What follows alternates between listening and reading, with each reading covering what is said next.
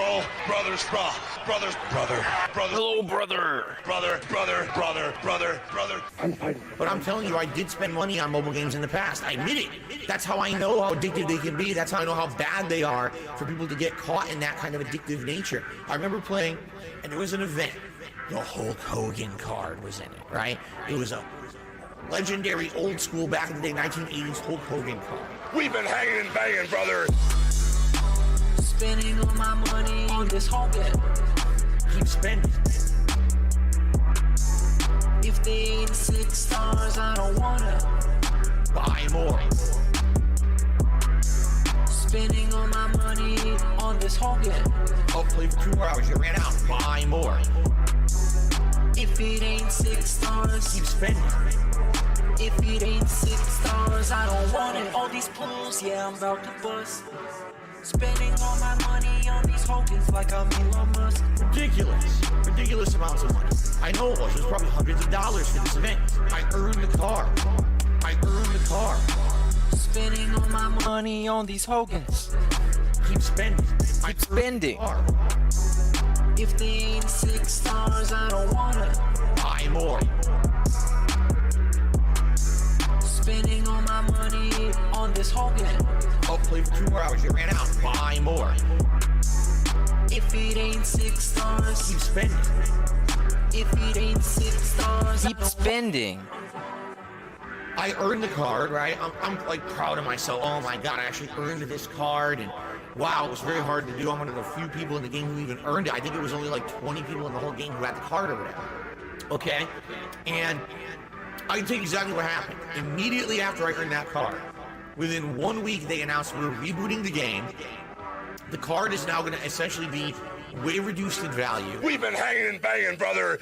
We've been hanging and banging. Are you ready to hang and bang? This vest is They say we're gay boys and we're gonna make love to each other tonight. Blech.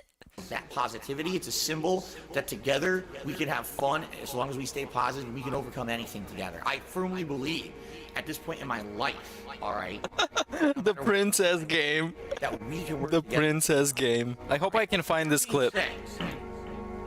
It's time for something new. Which vest is best? Which vest is e-beggar best? Okay, vest is best. Vest. Yeah, young cat. Got that 150 on my chest. Bitches all around me, and they let me touch their breast. Got that saggy man boobs flowing, but that members count keeps growing. So I got to put it on a Vest. Best. Vest is best. 150. Okay, 150 for the vest. okay, 150, and I put it on my chest. okay. The vest goal has been pretty hard to hit recently, and that's tough. And you know, Which vest is princess game a best? lot of people, you know. Another thing I don't want people to freak out about is the members. The members right now are super low. Yes, I'm feeling fucking blessed. Begging for hats and glasses and a vest. Hoping that the pay pigs will impress. Everybody's begging me, stop spending on the WWE. Which vest, okay, is best? Which vest is e-beggar best? 150, Vest, 150 best. Which vest for the best. is best? Which, 150, and I put it on my chest. okay, vest is best. I'm gonna play the songs for a little bit longer this time because this was supposed to start in 15 minutes and I jumped the gun today. So we're not gonna get into clips yet. Vest, We will soon. best. Meanwhile, let's see. Maybe we can fill it up with something that's not music for those early birds that are here early. Let's see if I can find something that is not music that we can see. Oh yeah, this he was so fucking salty at Rich again. He called him a loser. I'm gonna see that clip. It was very funny. This was from yesterday.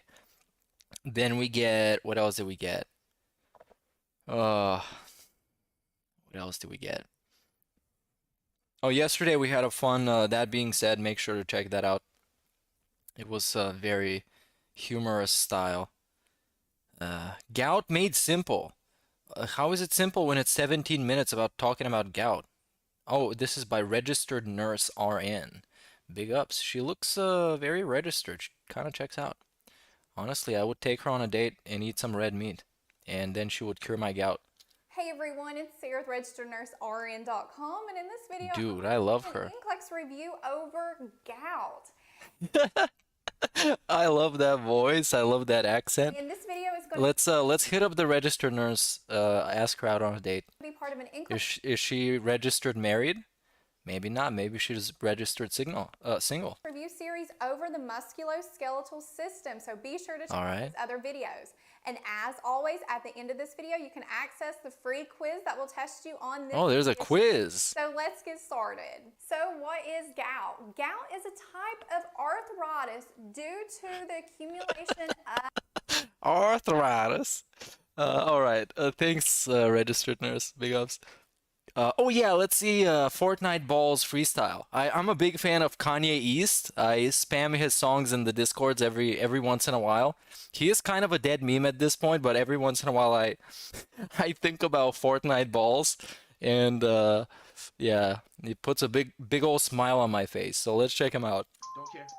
Kanye East the GOAT. And he doesn't hate the Jews. So plus respect for not hating the Jews. Yo. Can I eat the glizzy? Every gay girl laugh my ass off. Dancing Israelis, EDP likes kids. Who's the dead one? Hi, sussy blue balls. Who is in Paris? Hey yo, he back. I like you, Baka Sussy. I love hot cocoa. Who's in Paris? Kirby, nigga. Who's in Paris? Hungry man, the hungry. I got pegged. Yo, mama dead. Rosa Parks like my sister, nigga. What's up, lil boy? Lil Mosey is the best. Tick-tocker, Bukako. I eat EDP. I'm white, lyrical suicide, nigga. Give me a skeleton. AIOPM. Fortnite balls. I'm gay. Fortnite I like balls. boys. I kidnap autistic kids. Little Mosey is watching T-Rex. All right, thanks. We got the Fortnite balls. I'm gay. So yeah, sure. That's very humorous, very mature, very humorous. That's why you show up for those cool stuff. Oh, Medicare.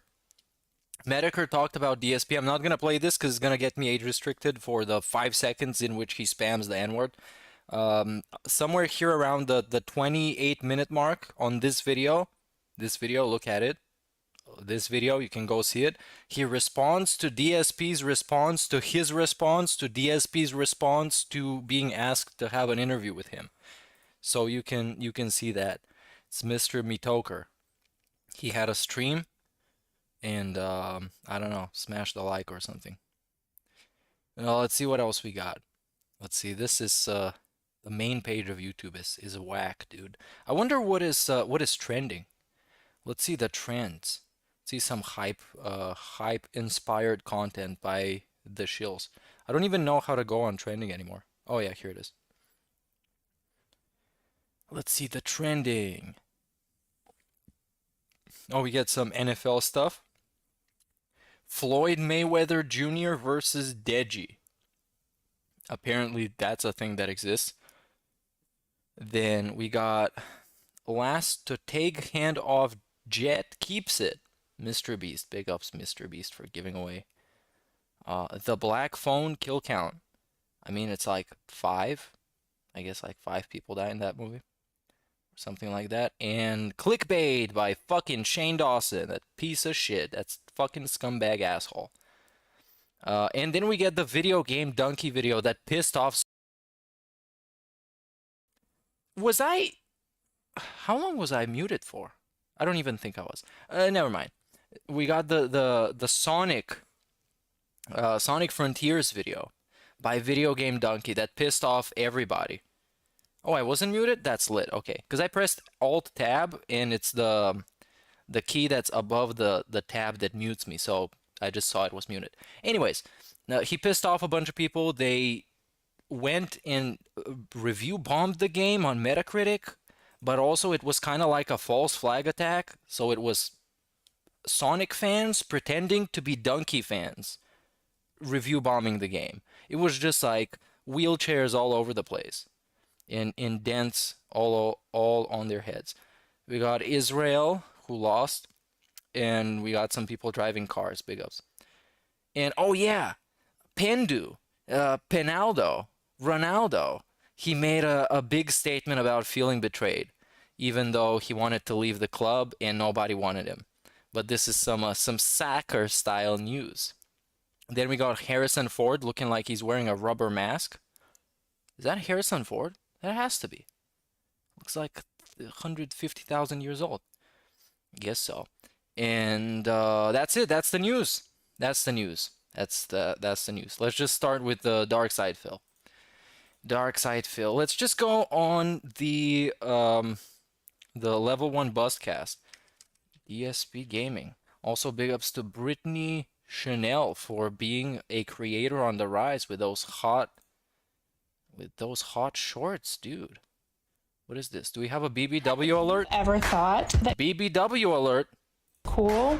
Well, then I'm gonna need you to hit that follow button because Oh yeah. you have come to the right place. Oh, I have come all right. All right. DSPGaming. Let's first do a quick channel audit. I'm gonna do a quick channel audit and see how well the videos are doing. Spoilers, they're not doing well. They're doing about as well as DSP. That's it. That's the joke. So here we got 11 hours ago, 136 views on episode 28 of Disney Princess Game. Disney Princess Game. Oh, let's get started with this first. Pig Go. We're heading off to the pig farm. Let's see, Princess Game. And this is gonna be a banger. Sonic or a Princess Game? Okay, let's see this one. Is this from yesterday? What was it? November 13th. Yeah, it was. Yeah, it was. So this is bound to be the one that pissed him off, you guys. The Princess Game. Oh, this is a... Play games like Sonic or a Princess Game? Sonic or a Princess Game? Princess Game. That might have 1 to 2 guys supporting it. It harms viewership. If the streams only have 150 people tuning in, no one talk. All right. I'm just this whole pre-stream, I'm gonna go through it. This whole pre-stream was just like a fire at a dumpster while they're also unloading more trash onto the fire. It was amazing. It was something to behold. He was asking people for feedback, and then their feedback wasn't good enough. And then he was saying he's not actually failing. He's still successful, but he's not. But he wants more views, but he doesn't want views. But he's real, but he's fake. But those shills and the trolls, everybody was just, it was like a massive shootout. Everybody was shooting at each other. They were all missing. That's what it was like. Anyways, he's gonna ignore him. the Princess Game. The Princess Game. Okay. All right, Snow Carl. Thanks for nothing. Thanks for the $2 nonsense. I'm not. Thanks for nothing. Answering your dumb shit. It's the dumbest thing I've ever heard. Like, dude, fucking. The Princess Game. The sad fact is, Snow Carl has a very intelligent brain in his head. He just chooses not to use it. Wow. Just, you know. He saw this meme on Facebook or some shit. Imagine he lurks on Facebook under some stock account that is called something else but Phil Burnell. It's probably like Dave Italian. He'd rather pretend. Dave Italianucci. Like it's funny to joke about the things I do on the streams, to bite into detractor memes and shit. He thinks I'm done. Dumb. Like, how Bro, you are dumb. Do you not think that I know that you're watching their content, that you're probably in one of their streams right now talking with them, and you probably brainstorm about little things to ask me with your little dollar tips? Like, how dumb do you think I am? Really? And it's not like we haven't talked about this before. You're just, goddamn, dude. At this point, I'm just not going to pay attention to you anymore. He said this like 5 times, probably in total. Since Snow Carl has existed, Snow Carl has been banned as well for this very same thing. For this very same thing. And then he got back. And then now he's getting shit on again for like the 5th time since he came back. I'm just going to say thanks for the dollar tip and never read your message ever again because you're an idiot. or at least you act like one on my streams. Well, I guess enjoy the chargeback. Nonsense. I guess enjoy the chargeback. So this was with the princess game this time, I think. Yeah, this is all from the same segment. So I guess let's see princess. Is there a Disney princess maybe? No. It's all here. So okay, let's go back. Oh, as you can see, there was a new Hulkster, new Hogan, the Ghostbusters Hogan. The fucking Ghostbusters Hogan. And this is what his description reads. The man with the plan. Hulk Hogan keeps the WWE Ghostbusters focused on their primary objective. The apprehension of roving phantoms harassing Hulkamaniacs across the globe. Give us a call, brother. Fantastic. Fantastic. This is legitimately a poll. This is an actual thing that is in the game that costs money for you to obtain. This thing, the Hulkamaniac with a Ghostbusters skin. This is like Minecraft, this is like Fortnite, but worse. Because in Fortnite, at least you get to play as the character. And you make him twerk and do shit like that. Some goofy stuff. In a Hulkamaniac, he can't do anything. He can't even actually bust ghosts. So let's see his, the dude's God of War playthrough is already dead in the water. It's terrible. It's terrible. Look at these views. 580 views for 16 hours. Nobody cares about this. It's hot trash. Hot trash, except it's not even hot. Level 1 podcast. Let's go through it. Go through it and skip through it. That's what I mean by go through it. That's how we always go through it. By skipping through it. Gonna start from the beginning where he says, "Hello everyone, this is Phil, the 13th of November. We're on level 1. We're still on level 1. I have an appointment that, or excuse me, I have an appointment. Why? The latter part of the weekend, right? There's still 3 streaming days, including today in my streaming week. Usually, This is a new thing that he does that is super obnoxious to show you the number of things that he's talking about right in the camera. He points like 3 fingers, 4 fingers, 5 fingers. I would do a 6-day streaming Very week, obnoxious. 5-day streaming week this week. I have an appointment that, or excuse me, appointments. on Appointments. Wednesday. So had to have my day off a little bit early, which actually is fine because it aligns better with next week. Next week is Thanksgiving here in the United States. So my day off actually had to be a day earlier next week regardless. So it made more sense to do it. Bro, it doesn't fucking matter. Your day off is in the middle of the week anyways. It's not gonna influence anything. If anything, it's only gonna influence when we're gonna do our messaging show, on that being said. Because we always do it on the day off. So we're probably gonna do it Wednesday this time. Or we might not. Who cares? It's just a thing we decided to do for some reason, because on his day off, there isn't like restreams and shit, so we're like, oh, let's just do it on the day off. Fine. Too getting overcomplicated trying to explain. It's very simple, okay? So anyway, I hope you're all doing well, and welcome to the show. Today, essentially, what we're going to do is get a little bit of catch-up, a little bit of odds and ends discussion about various things going on. Here Okay. more. Skipping. How am I skipping? You still haven't told me yet. Are going on. Oh, and also, why is this on HD? This is gonna make the stream choppy as fuck. But this is my gimmick at this point. This is my brand, as being choppy. It's just a thing that we do. It's just this silly little thing we do. It's just have a choppy stream. Like, let's say one day I'm going to be late to stream. I could post up here. Oh, and now he's talking about his community tab. Yeah, he replaced his Twitter for the community tab because it's much better, right? Except it's kind of the same thing. I think it makes a lot more sense. I'm gonna post up. Yeah, he's gonna post up like he's LeBron. What?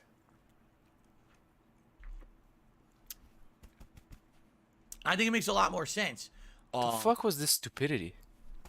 I think it makes a lot more sense. What? Now might be the time to start preparing for the worst. Even if the worst doesn't happen, it's always good to be prepared, right? Yeah, as you literally never are. Just like when he got copyright strikes around the time he was doing the "This is how you don't play" react. Then he said he had a backup plan, and then he revealed that he didn't have a backup plan, and he had an entire stream begging trolls to leave him alone and contemplating his next move. He didn't have a backup plan. And for some reason, he's doing this. I don't know why. I think it makes a lot more sense. He's doing this weird thing. Because he thinks it's funny, I guess. This weird slapstick Italian humor. Makes a lot more sense. I think it makes a lot more sense to have where I'm followed the most be the main place where I communicate with my audience, right? Like on Twitter, I have like just under 27,000 followers. They're not active. I had like 28,000, 29,000, but they did a cleanup. Yeah, they're not active. They don't interact. They don't like your post. They don't retweet your post. They can't even reply to your post. Give it up. Give up Twitter.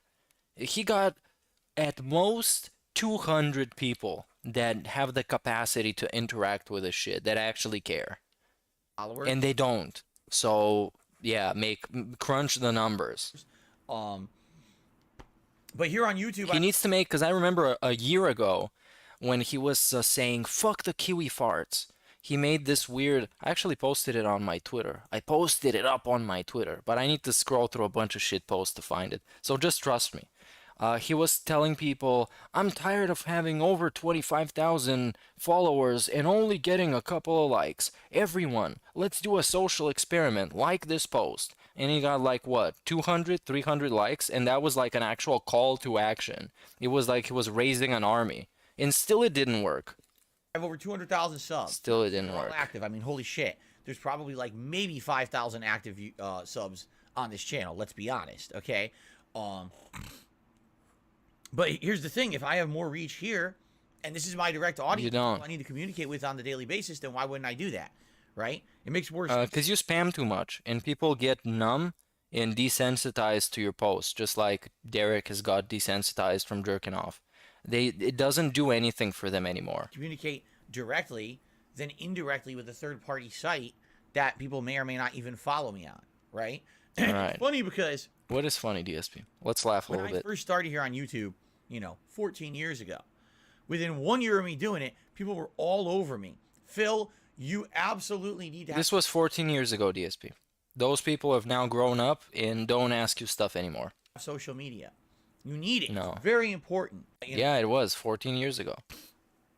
But basically, people gave me a lot of crap. And over the years, they broke me down. So in 2010, I opened a Twitter account, They Call Me DSP, but I also opened up a Facebook page. Lol. It's meant to be like the official Facebook page for the channel. It was very odd because I hadn't done a Facebook page. And then I opened a Facebook page, but then other people were already running a DSP fan page. And I asked them, I said, I understand you're running a fan page. Would it be cool if we could like merge? Like, could you send your viewers over to my page so that now they'll convert over? And you all know what they said? No. Wow, he got cucked by his own fans. No, That's we want fucking people on great. our page. I was like, but you understand it's counterproductive. I have an official page now that Okay. asked me to make it. People can be following 2 pages at once on Facebook.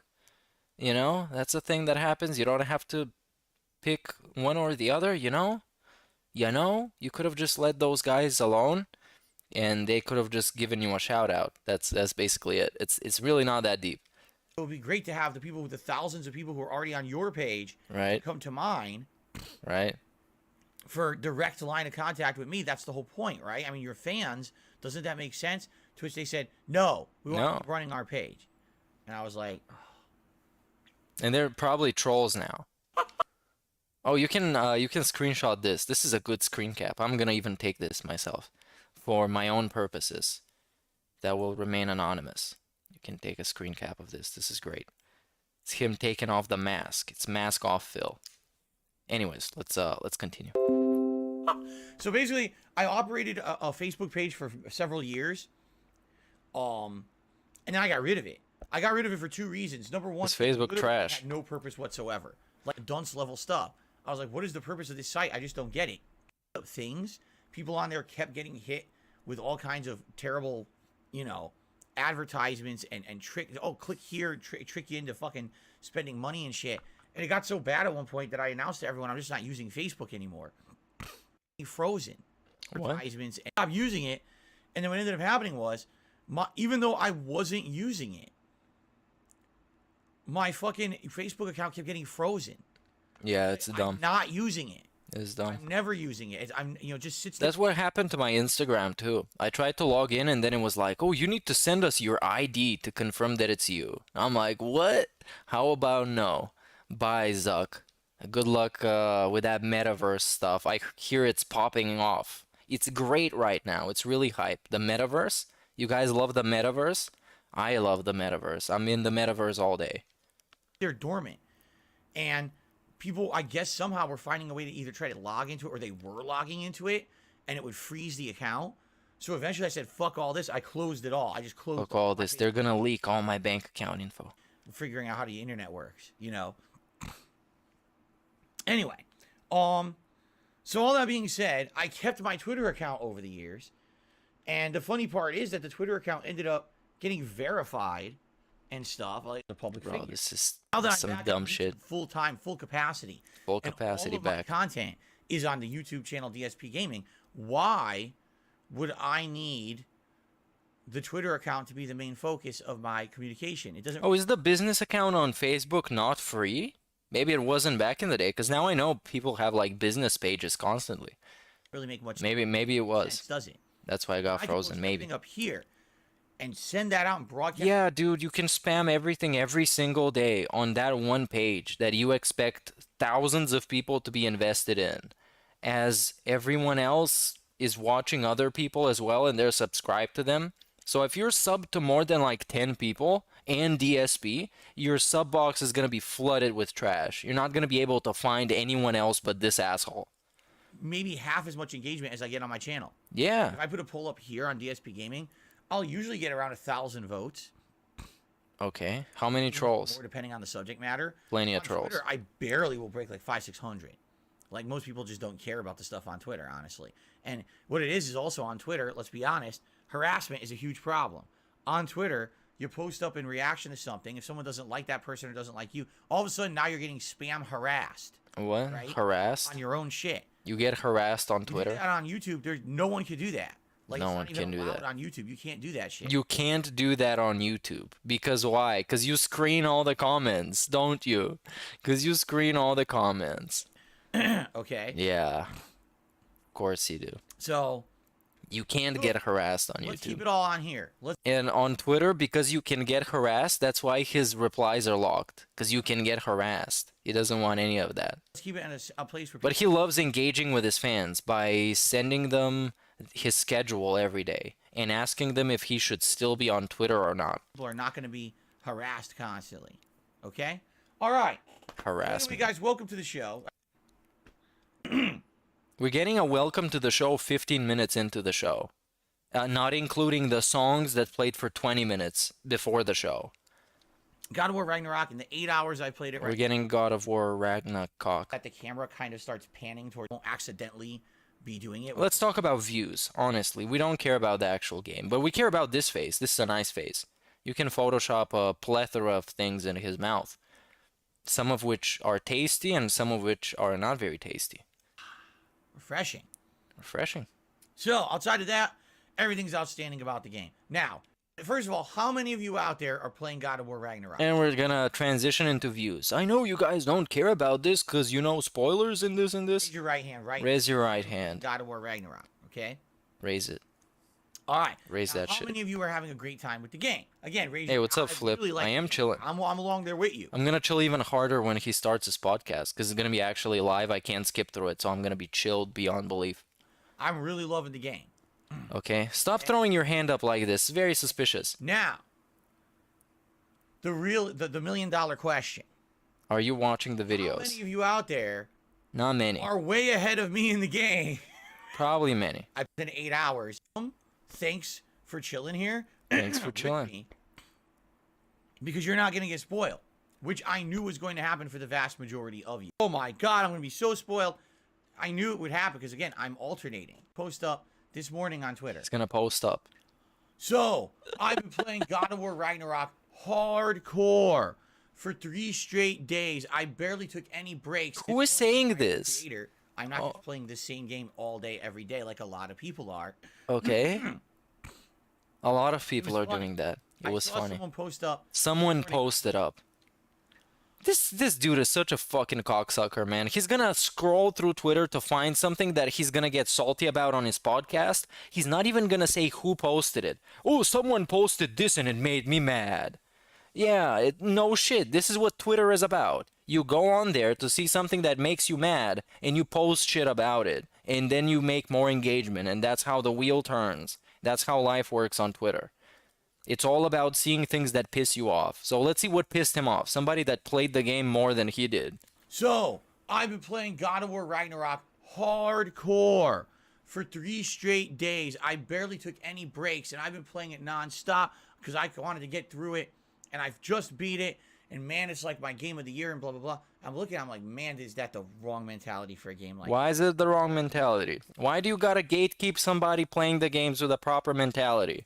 Why do you care about this so much, you fucking cocksucker? Why do you care about how somebody on Twitter played the game? Why do you care? Why? The wrong mentality. We're gonna gatekeep how long people play stuff. Like, God of War Ragnarok. Because he saw a tweet that he didn't like, and he was upset about it, because it's probably someone who makes more money than he does, and has a healthier community than he does, and has less trolls than he does. And did I mention money? Yes, they make more money than he does. And they also make more money than he does. Also, they make more money than him. By all reports, I don't know, I'm only 8 hours in, has an incredible amount of content. It's got so much meaningful side content, right? It's got missions that are on the level, if not above the missions of Witcher 3. They have their own important plots, unique boss fights, crazy good rewards for doing them.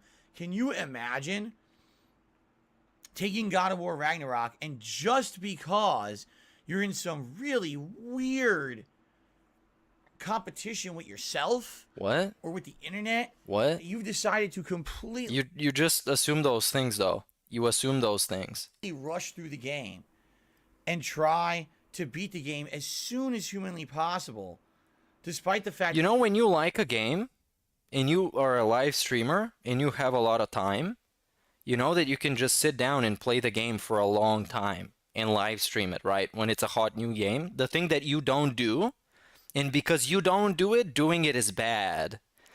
Right, Phil, right. High five, Phil. I agree with you. that means that you're definitely going cuck. to hinder your overall experience with the game. Oh, he cares about your experience of the game. That's why he's gonna shit on you and gatekeep you, because he cares about your experience. You know what I mean? Like, He's giving you advice, man. He's been around for 14 years, and he's failed. All the way down to level 1. Imagine playing Elden Ring, and you're playing Elden Ring, and you only did the main requirements to beat the game. You never did any of the side dungeons. You never found any of the unique fights or bosses or the lore of the game. Okay. You did the bare minimum rushing through it, and you beat Elden Ring in like 4 days. Okay. And then you said, that's it. I beat the game. But that's a hypothetical. What if you come back and you do a second run? What if you do a new game plus and you explore everything? That's all viable. They put it in the game. You can do it any way you want. You can literally just buy the game, not play it. FromSoft doesn't care. As long as you don't care, it's perfectly okay. But DSP cares. He cares about your experience very deeply. That's why he's salty about it. Mentality. But Doesn't understand. You don't understand a lot of mentalities because you're delusional. the thing is that kind of hypocritical? Well, yes and no. I would Well, say yes and no. hypocritical for old Phil? Yes. Old Phil. A decade ago, that was what old Phil did. Old Dark Side Phil on the internet was the guy who literally rushed through every single game to try to get a playthrough of it up on the internet as soon as possible so that he could get day 1 views and be the guy who had that complete playthrough up within 2-3 days. And He could be the guy. He wanted to be the guy. you know what I'm saying? Like, Yeah? that was my shtick. Was he successful though? Is new Phil successful? Well, yes and no. That was who I was known as. Oh my God, DSP Was known as the guy. Take a look around. I'm the guy. this week, and we'll be able to watch the whole thing in its entirety, right? Then over the years, as I became more of a streamer than anything else, people kind of explained to me why that was a really bad mindset, right? Like, listen, you've been playing games. Since games were a In some thing. cases, these games could be considered masterpieces, works of art. But the way you play them, because you're so rushing through them, you miss so much content. You miss so much of the very interesting plot lines, the meaningful side content. You didn't get half the, the collectibles or the armor or the lore, anything, in the game. You know what I mean? And you people understand these games at a better level than you because they don't rush through them like you. Like, why are you even doing that? And so over the years of getting your feedback, I learned to not be like that. And I'm like, now, as a variety streamer, what I need to do is balance all my games that I'm playing, so I'm not just constantly... All right, let's play the DSP game of hypotheticals. What if that guy that you're shitting on right now, what if his audience told him, hey guy, why don't you just sit here and play the game? We're gonna watch you and we're gonna have fun and interact. What if that's what his audience told him? What if that? What if my grandma had wheels? She would be very fast. Playing the same kind of game over. But she doesn't, sadly. But when I take a game like this, right? She's slow as fuck. I can outrun my grandma easily, any day. I take a game 50-meter sprint, I destroy my grandma. where I know it's likely going to be a game that's going to be one of my candidates for Game of the Year. All right? It's the sequel to the game that was my Game of the Year 4 years ago. And I know there's going to be an incredible amount of detail, polish, fun content in the game. I am not trying to rush it in any way. Now, not to say that I don't want to play it.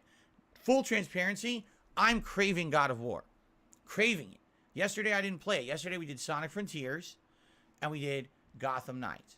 Yeah, on a 30-meter sprint, she probably is going to beat my ass because I'm going to get winded pretty fast. Had fun on those streams, and we made good progress, and everyone had a good time. But I was craving God of War. He's craving it. Like, this is the game that I want to play. Craving some Kratos. I wish I could play it literally every stream. Kravos. But that's not going to make sense. You know what I'm saying? It just won't. It wouldn't make sense if I just sat here playing God of War constantly, without breaks, without alternating. It wouldn't make sense at all. There's going to be people who are upset, who want to see the other playthroughs, people who like the variety of my channel, and are like, why are you just playing the same game all day, every day? It wouldn't make sense, right? Okay, he's just coping because that guy probably got more than 300 views in 10 hours, and DSP's fucking coping. But let's see the segment. Why am I fast forward? 8 hours in, I'm actually being told I'm 3 hours in. He's being told. For those of you who are here live for it, thank you. Please remember, engagement is key. And now we're begging for engagement. And this podcast got 27 likes on demand and 611 views. Engagement is key. Well, he lost the key. Oh, the door is locked. The door to success is locked. With a playthrough like Mr. Engagement. likes on the videos, if you like them. I'm not asking for If you like them. videos you don't like. But Well, that's why they don't got likes. That's why this podcast doesn't got a lot of likes. if you enjoy the video, Because they didn't like it. and if you leave a comment, Contribution? that's appropriate, of course. That's appropriate to what It's we're doing appropriate. here. Was this appropriate? Yo, this is one of the chunkiest snorts that I've heard in quite a while. Let's put this on the slowest one we can get, because I want to get all of it. If you leave a comment on the video, that's appropriate, of course. That's appropriate to what we're doing here. Okay, now we're gonna do it. Playback speed is on 0.25. Get a load of this shit.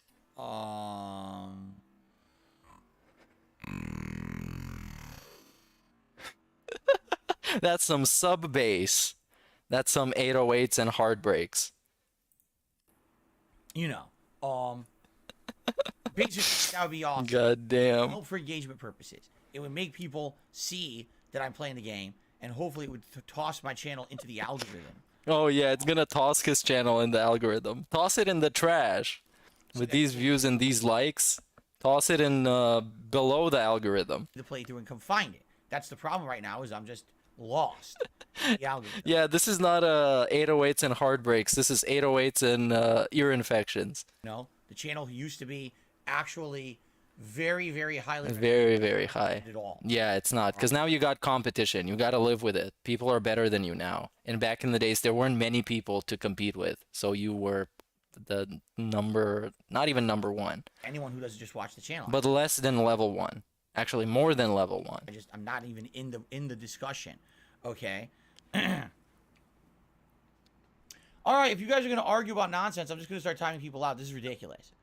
This is engagement, though. Let him argue.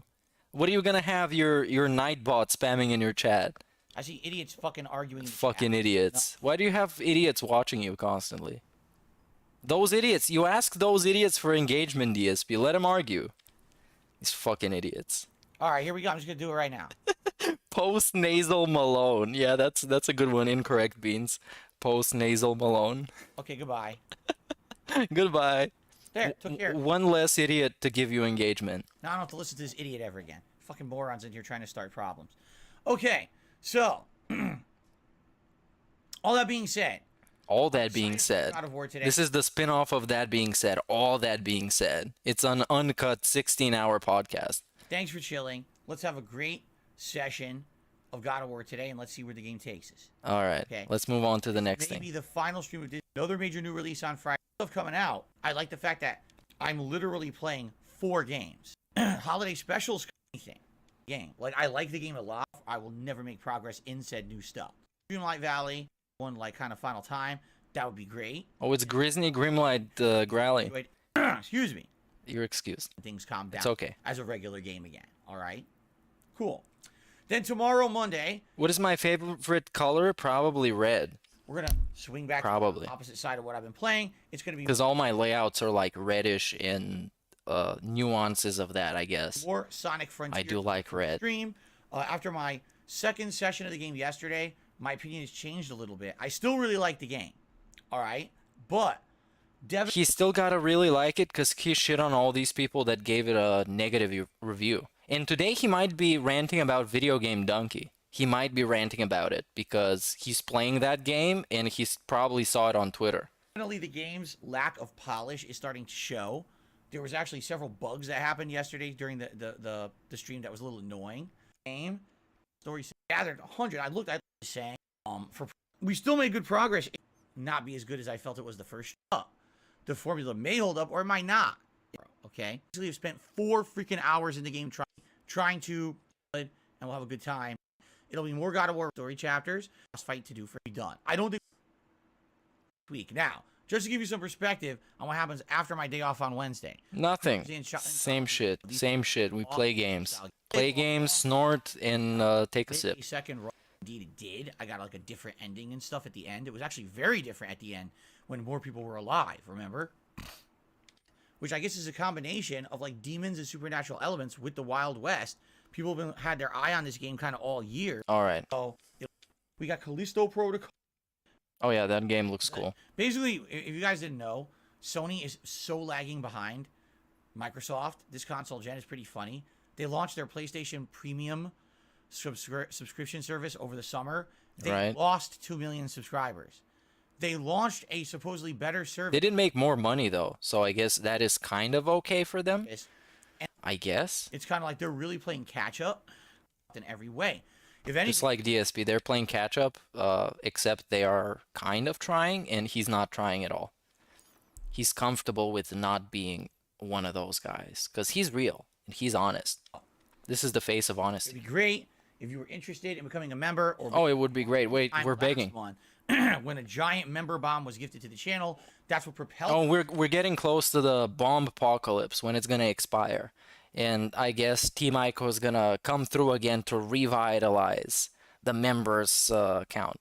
From like Probably. members all the way up to 1,000. Okay, and a lot of those, I mean, obviously most of those are going to be expiring within about a week to a week and a half's time. Yeah, he can't even deny at this point that they're fake. That a bunch of his members are fake because they literally don't show up to his streams. So it'd be great if you were It would interested be in great. becoming a member, or maybe if you wanted to help out the channel and help your fellow viewer, possibly gifting a membership to your fellow viewer is a great way to not only support the channel but also help out someone else who also likes the content. You know, being the gifting holiday spirit, right? Oh, the gifting spirit. What are you gonna gift to your audience for free though? What are you gonna do for free in the holiday spirit? What is gonna be free on DSPGaming?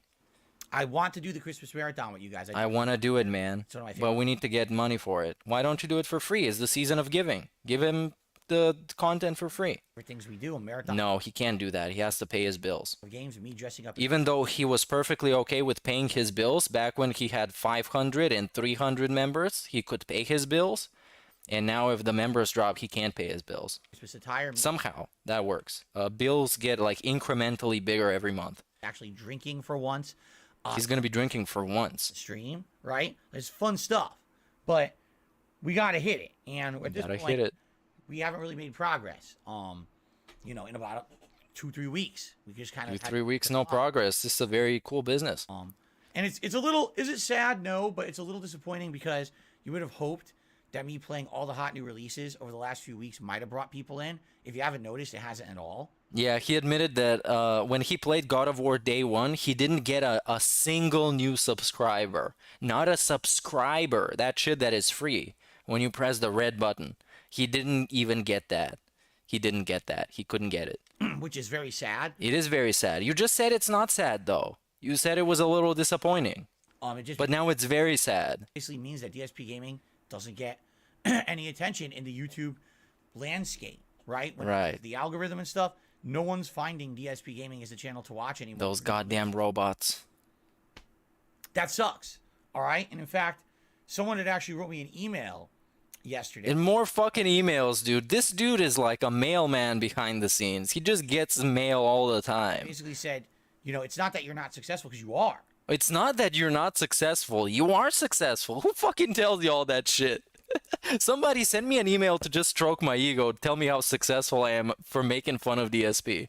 You have a channel. Dude, you're so successful. You have a channel that gets like growth and like people showing up, interacting. Dedicated fan base. People support you, obviously. People support you. It just sucks. You're not the old DSP that people went to watch all the new games anymore. Now you're a DSP that people who have an acquired taste for you will support. Dude, this is such a fucking mental gymnastics segment. He couldn't even come up with a mental gymnastics like that. He had someone even more delusional than him send him an email about this. This is ridiculous, man. In those kind of Give me a fucking break. And I think we might not even cover everything that I wanted to cover by the time he goes live. So that's going to be kind of sad.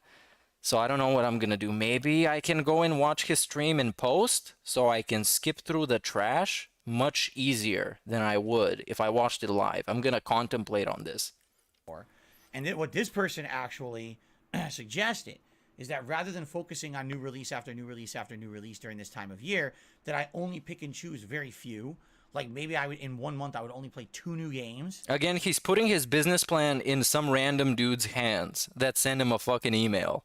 Congrats, DSP. So I guess this month, if you were to look at all the games coming out in November, right? I definitely would have played God of War Ragnarok, but I would have had to look at all the other games, right? So I would have to pick and choose. Let's just take a look. So in the month of November. No, we're not doing this segment. We're skipping this fucking segment of him picking fucking games. Play that, but they apparently want to see me play that. Ratchet Deadlocked. Ratchet Deadlocked? See me play that. Fuck is that? Again, this is, and this is the weirdest suggestion of all. Big ups K-On Doomer for the super chat. I guess TTS is gonna read that. I purposely write a fake email live and see if he mentions it on his podcast. But that's the thing. He's gonna get some wheelchair that lurks on troll streams to tell him about it. We can't do that unless it's like totally under wraps behind the scenes. We can't do an op like this on a live stream because people are gonna tell him. What we can do is like have a bunch of trolls write him positive emails to put him even more deluded than he already is. So he gets like within a day, he gets like 150 emails of people just kissing his ass, telling him he's the best thing since sliced bread. That would be more funny for me. He's gonna have a segment like that. I don't know what happened, but I'm getting so many people that love my streams. They like send me emails. I'm kind of starting to think that they're fucking trolls. Street Fighter 5. Saying, yes, you're going to lose a ton if you play Street Fighter 5. Why does his fan sounds like himself? Because all his fans sounds like himself. Because his stream is just the game of telephone, where he's telling people that they love him and that he's amazing, and then they repeat that same shit back to him in that same voice and that same cadence. It's just the game of telephone. It's just 2 groups of people, one of which is just one guy, just kind of deluding each other.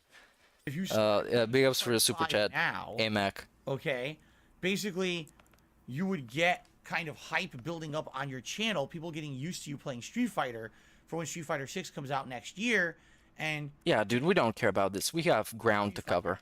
Get oh, it's that closed beta weekend was interesting. yeah, fuck right? that And Street they were Fighter legit segment. subscribers. They weren't the bot account shit. Wait, what? Back when Phil's done with this, a lot of them were like, "Oh, this isn't what we're here for. We're not here for 3 days of Street Fighter. You know, we like the variety. We wanted to see more than this."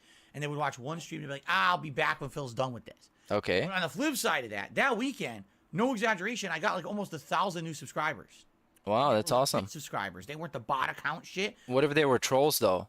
Those are also legit subs, and they want to troll you as you play Street Fighter 6 and you lose and you get salty. And it worked because they're salt compilations of him playing Street Fighter 6. So yes, it's still the trolls, DSP. Any growth that he has is inevitably related to trolls. That was happening. They were like legitimate people. Legitimate people. Wow, Phil's not bots. Fighter again. I guess I'll come back and I'll subscribe and hopefully. Did they come back? 6 comes out, he'll give it a shot, and this will be fun content to follow. Oh, yeah. That was interesting. That I definitely saw a boost to the channel's attention that one weekend when I was part of the closed beta. And so I feel when Street Fighter 6 comes out, as long as I give it a fair shake and I play it a good amount and I try to learn. So hold on. This the moment I started thinking about it, it literally doesn't make sense.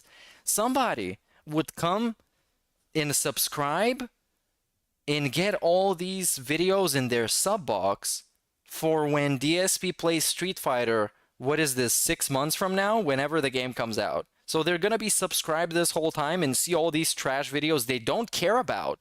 So they can remember to come back when Street Fighter 6 comes out. This doesn't make any sense.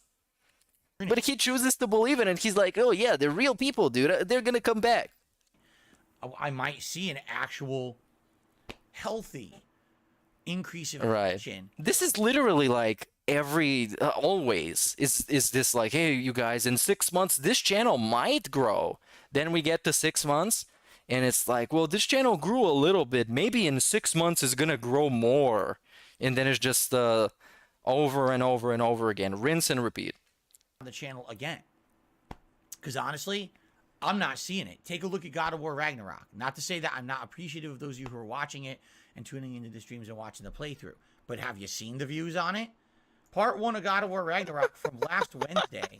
Now we get a live view reading. He does that when he makes very little views or he makes a lot of views. And then he's like, whoa, this got a lot of views, you guys. Do you even know how many views this got? This got like, whoa, like 3,000 views? Doesn't even have 5,000 views. Doesn't even have 5,000 views. And this is the face you got, the face of disappointment.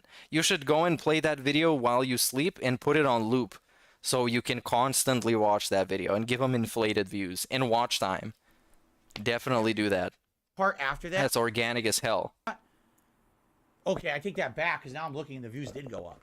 So part 2 and 3. Yeah, it blew up. Have around 2,000 views on them. Talk about a fall off from around 5,000 down to 2,000 views. Yeah. So less than half the people who watched part 1 even bothered watching part 2. Why though?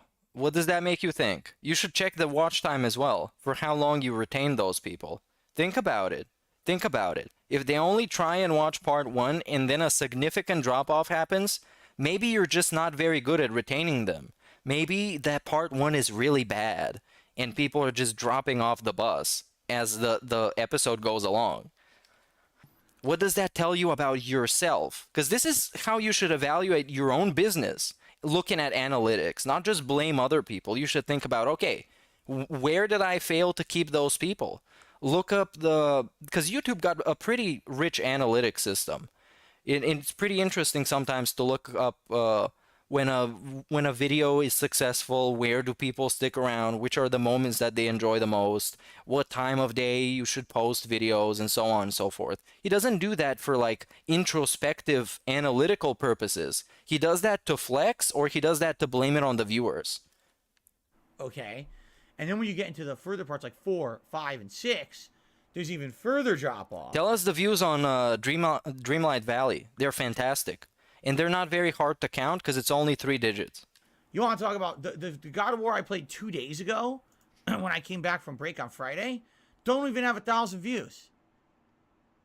And that's in 2 days. You know? So what I'm seeing basically is that this person is right. this person who wrote me the email is absolutely correct. There are not people coming to DSP Gaming anymore to watch me play the hot new releases. There's some exceptions. Oh no, we're fucked. Elden Ring. Not even the hot new releases, even they flop. So what do people show up for? The reacts have flopped to his own he admitted it that the reacts have flopped. The hot new releases don't bring people in. What brings people in? Nothing. It's just the brainwashed audience that shows up. The 300 to 500 to 1,000 people. Was the most successful playthrough I had done in like 4+ years. Of course. It really blew up on the DSP Gaming. People liked the way I attacked the game. They liked the fact that I wasn't pussyfooting around the game and avoiding bosses. I was really doing my best. Remember, I wanted to beat that horseman that night, right at the beginning of the game. Right. I wanted to kill the dragon as soon as I could. I wasn't, I'll come back later. Now, fuck that. I'll do it now. Fuck that. And people liked that. Even though I died a million times, people really liked that attitude. They loved it, yeah. And the fact that I was... He died 35 times, 36 times to the Tree Sentinel. The guy you're not even supposed to fight, but he did it. He brute forced them. Just so he can get the OP halberd, and then he could play the whole rest of the game with it. As soon as he was eligible to actually carry it, he did. And it was all jump attacks, jump R2. That's all that it was. So big ups DSP. Everything in the game. Yeah, he's also not a tryhard. He's not a tryhard, but he was making fun of other people having, what did he say? They're not legitimate playthroughs. And ironically, that video is now taken down. If we bother to go in the pig farm, pigpiggo.com.net, and we look up, what was it, a viable playthrough? Was it a viable playthrough? Was it a legitimate playthrough? Oh, a valid playthrough. Valid playthrough. There we go. And we got a pre-stream that is now gone. I wonder why. Maybe it was struck by positivity? It's gone.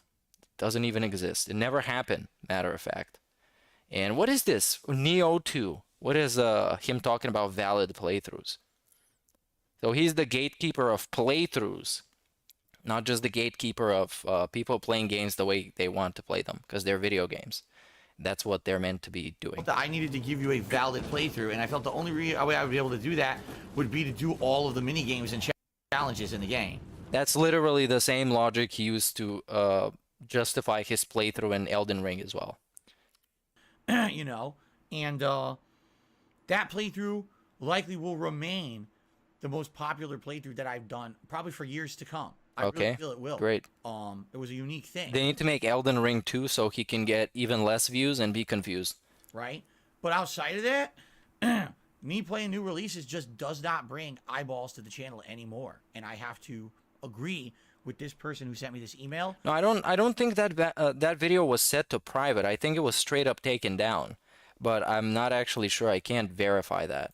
However, the question... Because there was no reason for him to set up pre-stream that he has uploaded to private. This is not a live stream. This was a pre-stream. This is it. The pre-stream podcast, episode 76. So if you go try and find it, you're probably not going to have a lot of luck. Because, as you can see, I can't load it. It doesn't exist. It's been taken down. Somehow. What's the reason? An error. Oh, yeah. The video isn't available anymore. So it doesn't even say private. So, yeah. There you go. Is what do you do then? What do I purely cater to the audience that I have here that loves my content? If that's the case, what do they want? Well, if you're not growing at all, then you might as well do that and keep the people that are left entertained so they don't leave. And I mean, eventually they're going to start leaving because his entertainment is just pretty stale and pretty repetitive unless you're there for the drama. Because it seems oh, yeah, he should play more of the princess game. That's not always an answer that I can get Disney princess game from you guys. When I ask you, what do you want? One person will say, oh, I want you to play Pokemon. Yes, because that's what that one person wants. There's no spokesperson for the DSP community because there's not much of a DSP community. And in general, there's no spokesperson for internet communities.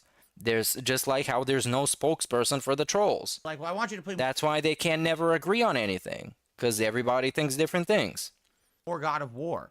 Then the other person's like, you know, I really miss Street Fighter. And I get all these different answers. Okay, yes. And I can't really get a definitive, this is what you should do. You should analyze your business, see what works, and predict what could work, and then try and do that. And take responsibility if it fails, and also get the glory if it succeeds. It's a, it's a pretty balanced situation. But it's gonna fail, so he's just trying to take responsibility off himself. You want to know a perfect example of that? So yesterday or the day before, someone said to me, "Will you be covering the Game Awards coming up in December?" Oh, this is a shit fucking segment. I'm gonna skip through this. So basically his take, I assume, is that some people like him when he does a live react. Other people don't like it when he does a live react. They prefer when he does a react after the show so he can get his thoughts together. Let's see what it is. Aspects of those didn't get a lot of attention. Didn't get views. Views? I did them. Didn't get A lot views. of views on the on-demand videos after. Didn't get The views. funny part was, when I did my typical recap reactions There we go. Exactly what I said. YouTube, right? Like on all cylinders, the answer is yes for that one. See me What? play. It's horror. It's the follow-up to Dead Space, which is one of my favorite franchises that I've ever covered for you. The follow-up to Freaking this? Yes. What? Callisto A lot of these Protocol? things, honestly, I'm kind of on the fence.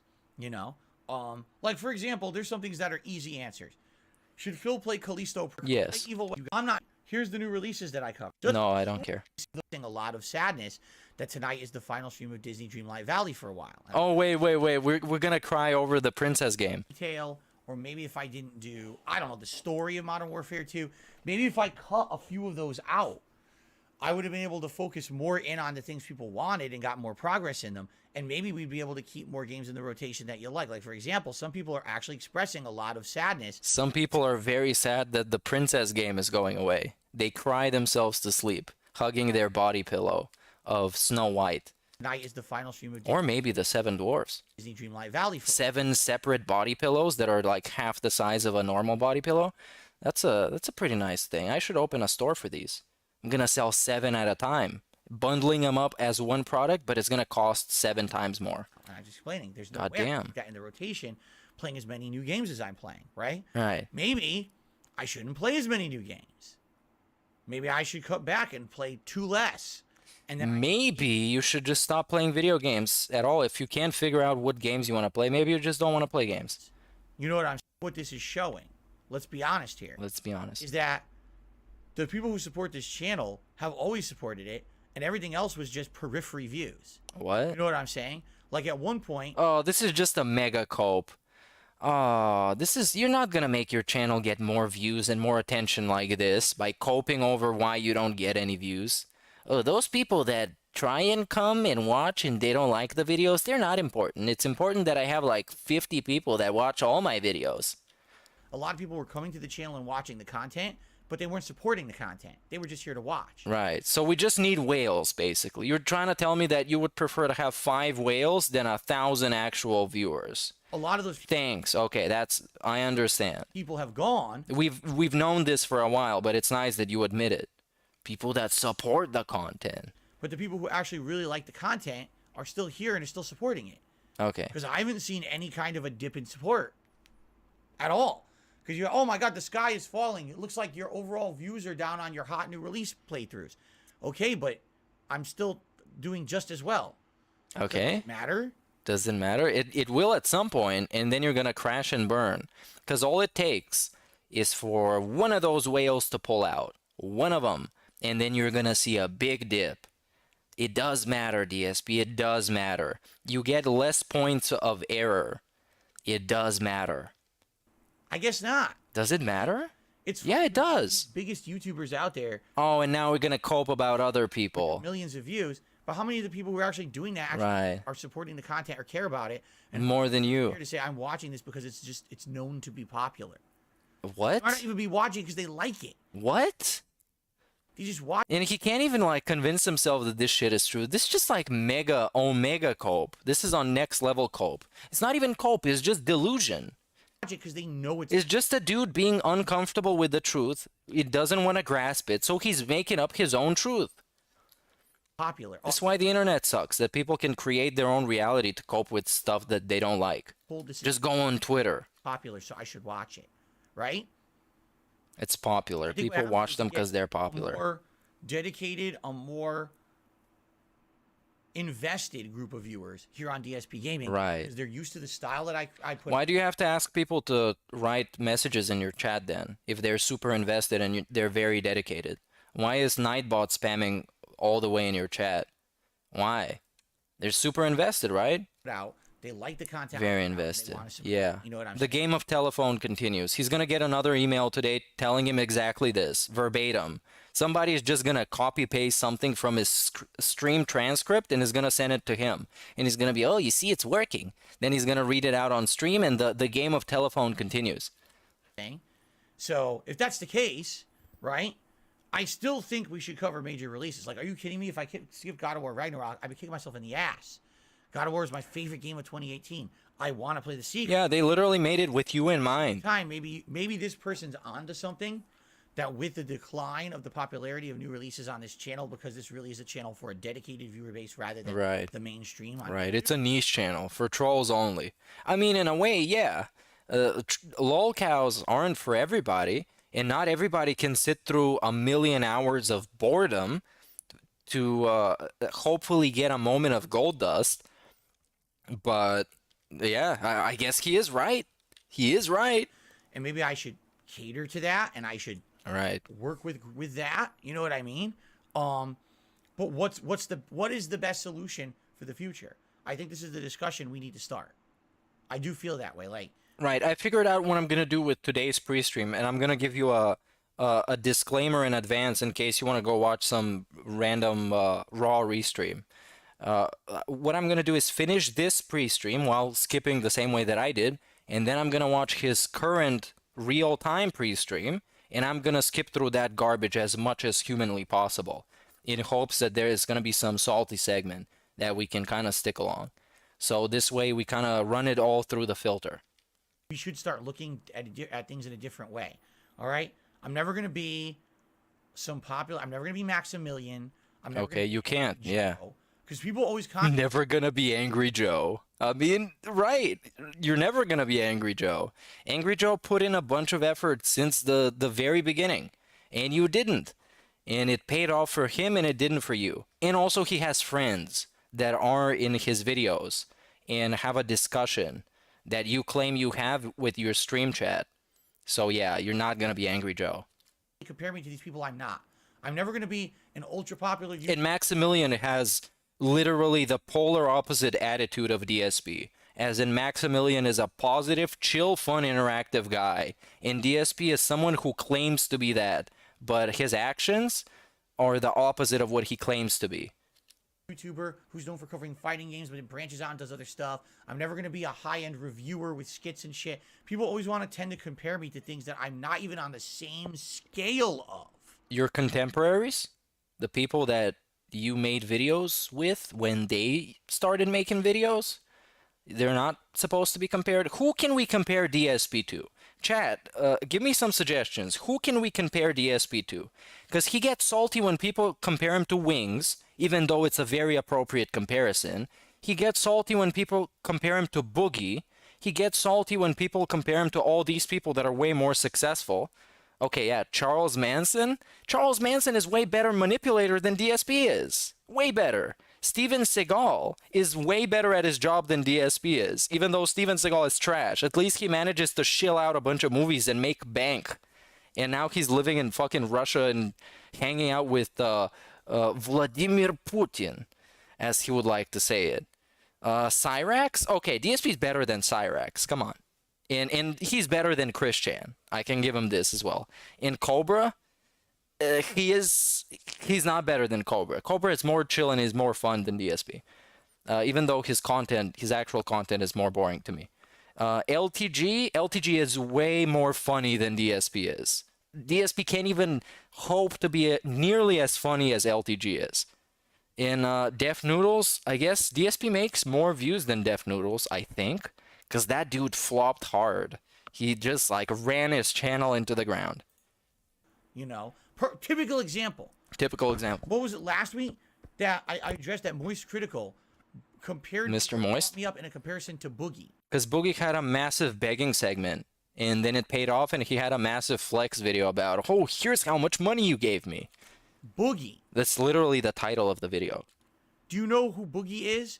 He's a YouTuber with 4 million subscribers. Okay. He used to have 5 million. Okay. You could have had him. On the daily would get hundreds of thousands to millions of views. Okay. Right? This guy was... He's just as broke as you are, I guess. If he's begging just like you are, then I guess you're just as broke.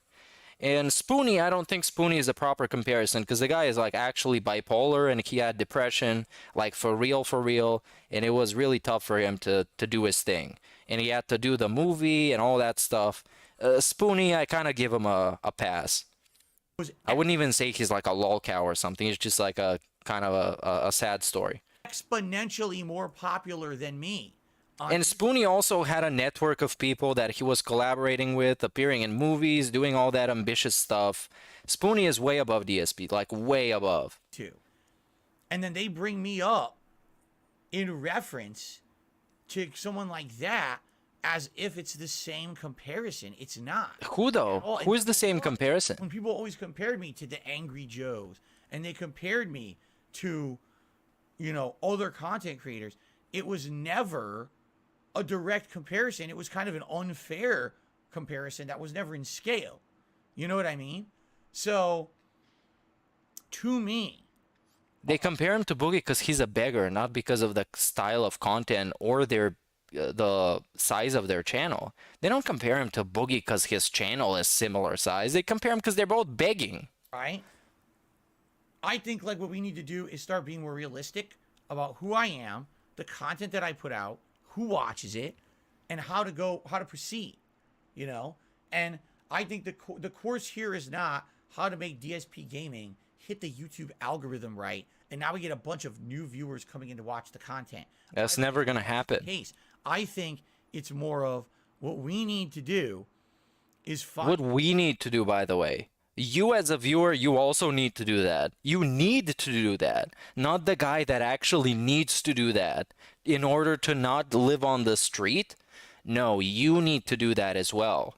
We need to do that. To those who are already here, who are dedicated, and then to convince slowly a few other intelligent people to come here and say this is why this content is what you would want, as opposed to all the other very commercialized, very homogenized, very similar content you can find on YouTube. Just call it trash already. Call it trash. To be honest, the content on DSP Gaming is pretty different. It's pretty different. Pretty different from what you would find on a typical I make a living doing gaming channel on YouTube. Okay, as in lower quality? What is different as in what way?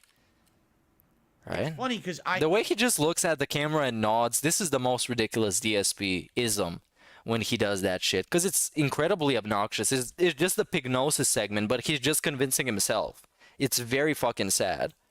Every night, right? Honestly, nod. YouTube app now, and I just start scrolling through what's popular on YouTube.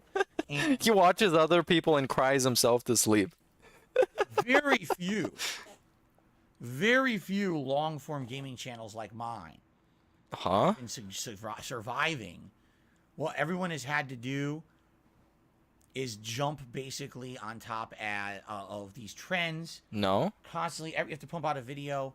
Oh, what happened to this person, or what happened to this YouTuber, or what happened to this game? Why did this game fail? The top 10 first, the top 10 most disappointing. Okay, you do that too, right? And he used to put them as a separate video. He used to make 4 parts, as we watched on KO Gaming on Sunday. We used to, not on Sunday, on Saturday. Or was it Friday? Or was it Thursday? Anyways, he used to make the most disappointing games of this year. Part 1, Part 2, Part 3, Part 4. Just for the views, because he used to be Mr. Views. You know what I'm saying? And he's Mr. Views now. It's just Mr. Less Views. Everything is like some kind of a researched docu-vid about something negative or toxic. Okay. What about the essay channels that analyze games for like 5-7 hours straight? That's long-form content about gaming. It's just there's a lot of effort put into it, so he can't compare it to himself because obviously it's something apples and oranges. Except the apples is him and the apple is spoiled. Like, that's what's popular on YouTube now. Okay. And it's weird. It's very weird. Why is it weird? You know, because I'm looking at it, I'm like, Why is it weird? Some of this is the easiest shit you could do. I've seen people do You don't do it. like the history of classic Street Fighter. Okay. A video that just does a montage of here's all the history of Street Fighter and how it progressed over time. Okay. Commentary over it. Videos don't have to be hard to make for them to be good. It just needs to be a good idea and good execution. It doesn't have to be hard to make. And also, whether or not something is hard to make, it depends on your skill set, if you can pull it off. Because this sad sack of shit, he's telling you that all that shit is easy to make, but if he had to make it, he would cry about it all day. That it took him 8 hours to make this 5-minute edited video. Or it took him 8 hours to make this 15-minute video. Like he used to cry back in the day for those garbage videos on KO Gaming. So this asshole is trying to tell you what is easy and what is hard. He can't pull off half of it. Half of it he can't pull off. Not even near the same standard of quality that those channels have. Millions of views. I'm like, I could have done that. You could have done that. You didn't, and you actually can't. Because if you tried, you would flop. It's like the Nostalgia Critic when he decided to make his own movies, and they're terrible. Because he thought, oh, you know what? I criticize movies all the time. That shit is easy as fuck. And then he flopped. And then now everybody's making fun of his review of The Wall from like 2 years ago. That's all that people talk about still when they talk about him. Oh, remember that Nostalgia Critic video that was so fucking embarrassing? Easily. In fact, I have more knowledge than the person who made the video. Yeah. I grew up Okay. doing that. Okay. Why didn't you make the video though? Somebody else did. And they did it better than everything that you could have done. This is it now. This is what YouTube is. It's become this weird place where everything's almost the same. That's what's popular on YouTube. There's always a fad, and that's kind of the fad right now. Do I want to do that style of content? Not really. You know, do I enjoy doing edited content? I do. I've done it before. Yeah, it's terrible. It doesn't look like he enjoyed it because there was no enjoyment that came through in that content. There was nothing enjoyable about it. It's just kind of manufactured assembly line garbage. That's what it was, because it was all a template of a video. Those videos that people enjoy making, you can see in the video. That's why people watch them, because they can see you enjoyed making it. Even if it's not a great video production-wise, they can see you liked making it, and it comes through. And none of your shit is something you would enjoy making. It's all assembly line manufactured garbage off of the conveyor belt. I did it on KO Gaming for a whole year, and it was popular, and I had He did it. videos. Oh yeah, look at this fucking flex. That 1 million view video was garbage. It was trash, wet trash on the middle of the road, being hit by cars left and right. But to me, it was like roadkill that's been ran over so many times you can't even tell what it used to be. as a gamer, I prefer to chill with you guys, have social interaction, and enjoy games on a daily basis. That's really where I enjoy doing the most.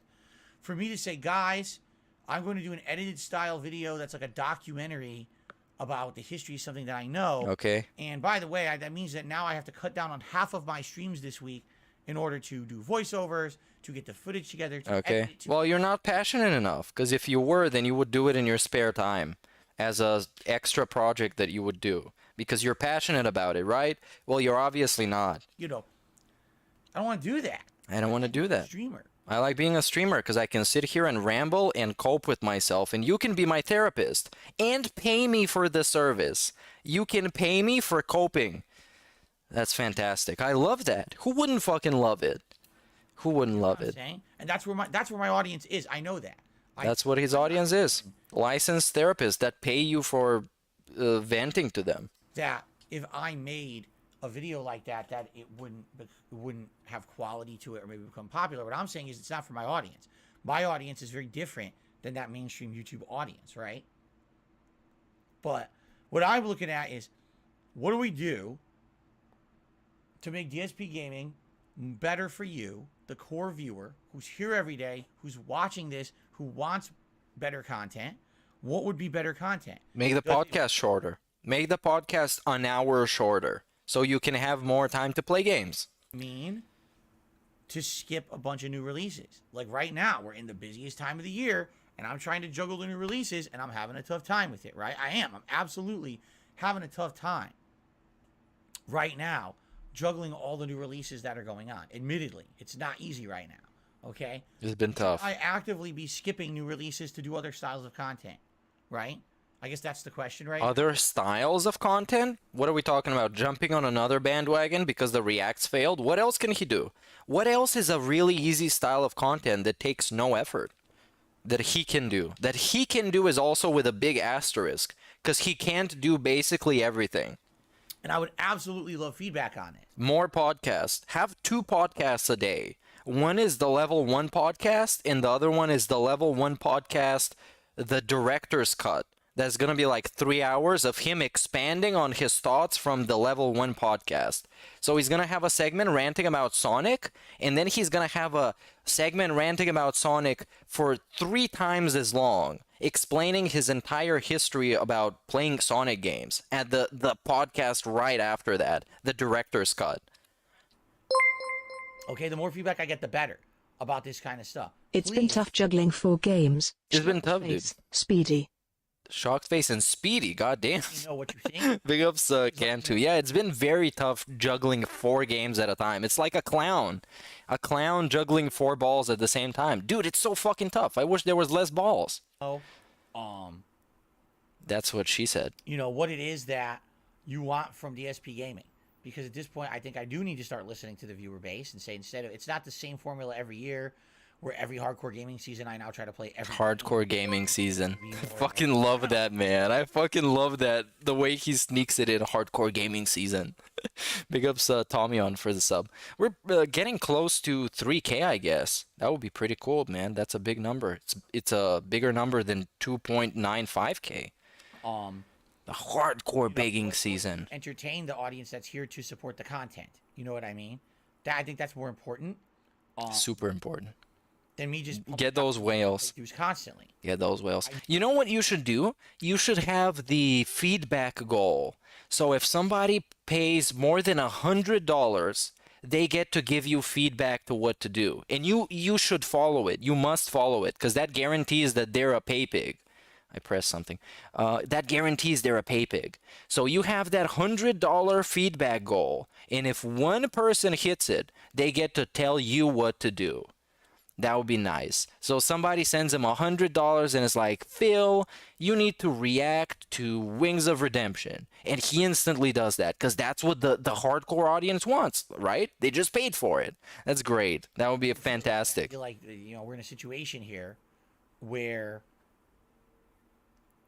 it makes more sense to open up to the audience and get your feedback than just ride the same formula I've done forever. What? What does it mean open up to the audience, though? Are there any comments under this video with feedback? Phil,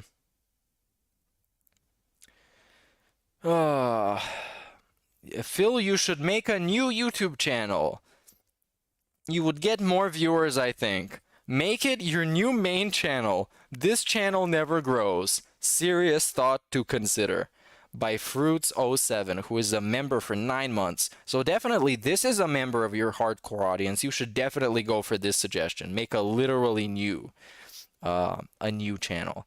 Have I ever thought about making a metal rap style song? Yes. I did thought about a rock song and a punk song in like a Blink 182 style. I kind of came up with some lyrics kind of on the go, but it was like a long time ago. So I'm gonna consider this feedback. Thank you for your feedback. So if you feel, but yeah, I am trying to do some like different styles and play around with different music stuff, because I don't want to be making the same trap stuff all the time, you know. So I need your feedback. Write in the comments what kind of a song and the topic of the song, because I'm kind of running out of DSP memes to make whole fucking songs about. Right? If you feel that there's something different that I should be doing, please share. Please share. I'm open to suggestion. You know, let me know. Okay? I did create a new music channel. I did take this feedback, and all of the songs are uploaded there individually. So the songs that used to be on an EP, that used to be a bunch of songs bundled together, now are individual style. Let me know. So yes, that exists. Because it's not going to be about this anymore. Support like Okay. Kind of played in the last couple of months. Like, Bro, stop this. To do that, email Oh, and are we begging? applies anymore. Are we begging? So what do we do about It's a beg check? Let's have a conversation, please. Let's have a convo. Your feedback, as always. You guys know the avenues to do that. You know the avenues. Me on my streams. You could comment on this video. You know, you leave comments all over the channel. There are many ways you can reach out to me. Can leave comments all over the channel. So there you go. There you go. We got it. We figured it out. What's next? In regards to like news and stuff, I don't really have much to talk about. Oh, we're gonna totally skip this shit. Of course not. All it means is, hey, this is the real Phil. No one's fucking around and trying to impersonate him to get him in trouble. Oh, this is the checkmark shit. Some days. Well, eventually, as I get older, maybe we will talk about things. Wait. He's gonna get older. Oh, yeah, this is why the podcast can get shorter. Get a load of this shit. This is fantastic. This year, It's probably the best segment. something that people are saying in the chat. Regardless, I think it's kind of stupid. Phil, no one's fucking Keep around. up the great work. Hey, big ups Midnight Lobster for the big super chat, dude. Big ups for the 20. I will keep up the great work if I got time to do it, which I recently have, and that's why we have streams more often. So yeah, I'm gonna be doing those things when I have time. Trying to impersonate him to get him in trouble. That's all it means. My hardcore audience loves them. Took it as anything more than Millions of people show up. I think it's kind of stupid. It's fucking stupid. Okay, let's see this feedback. Now it's funny, guys. Can I be honest with you? Because I will. I'm gonna. Let's be honest. Something that people are saying in the chat. All right, because I have to disagree. What have we been saying recently? All right. This starts out as a super cult segment. This is a legitimate cult segment. Get a load of this shit. When I hit 40 years old this year in April, he's acting like 40 years is like 75. We started having a conversation, right? We did. And what was that conversation about? The conversation was that as I get older, all right, I'm going to have to change up who I am on the internet and the content that I put out, right? We had this discussion that eventually I'm not going to be able to play as many video games. I'm going to get older. My hand-eye coordination is going to start to go. I'm going to start to get carpal tunnel. I can already tell you I'm getting it in my right hand. Oh, I can already tell you. I'm feeling the carpal tunnel in my hand. I'm feeling it tunneling right through my carpals. I'm feeling it, you guys. The carpal tunnel has been made. You can have cars run through it. It's that big. I felt it this year.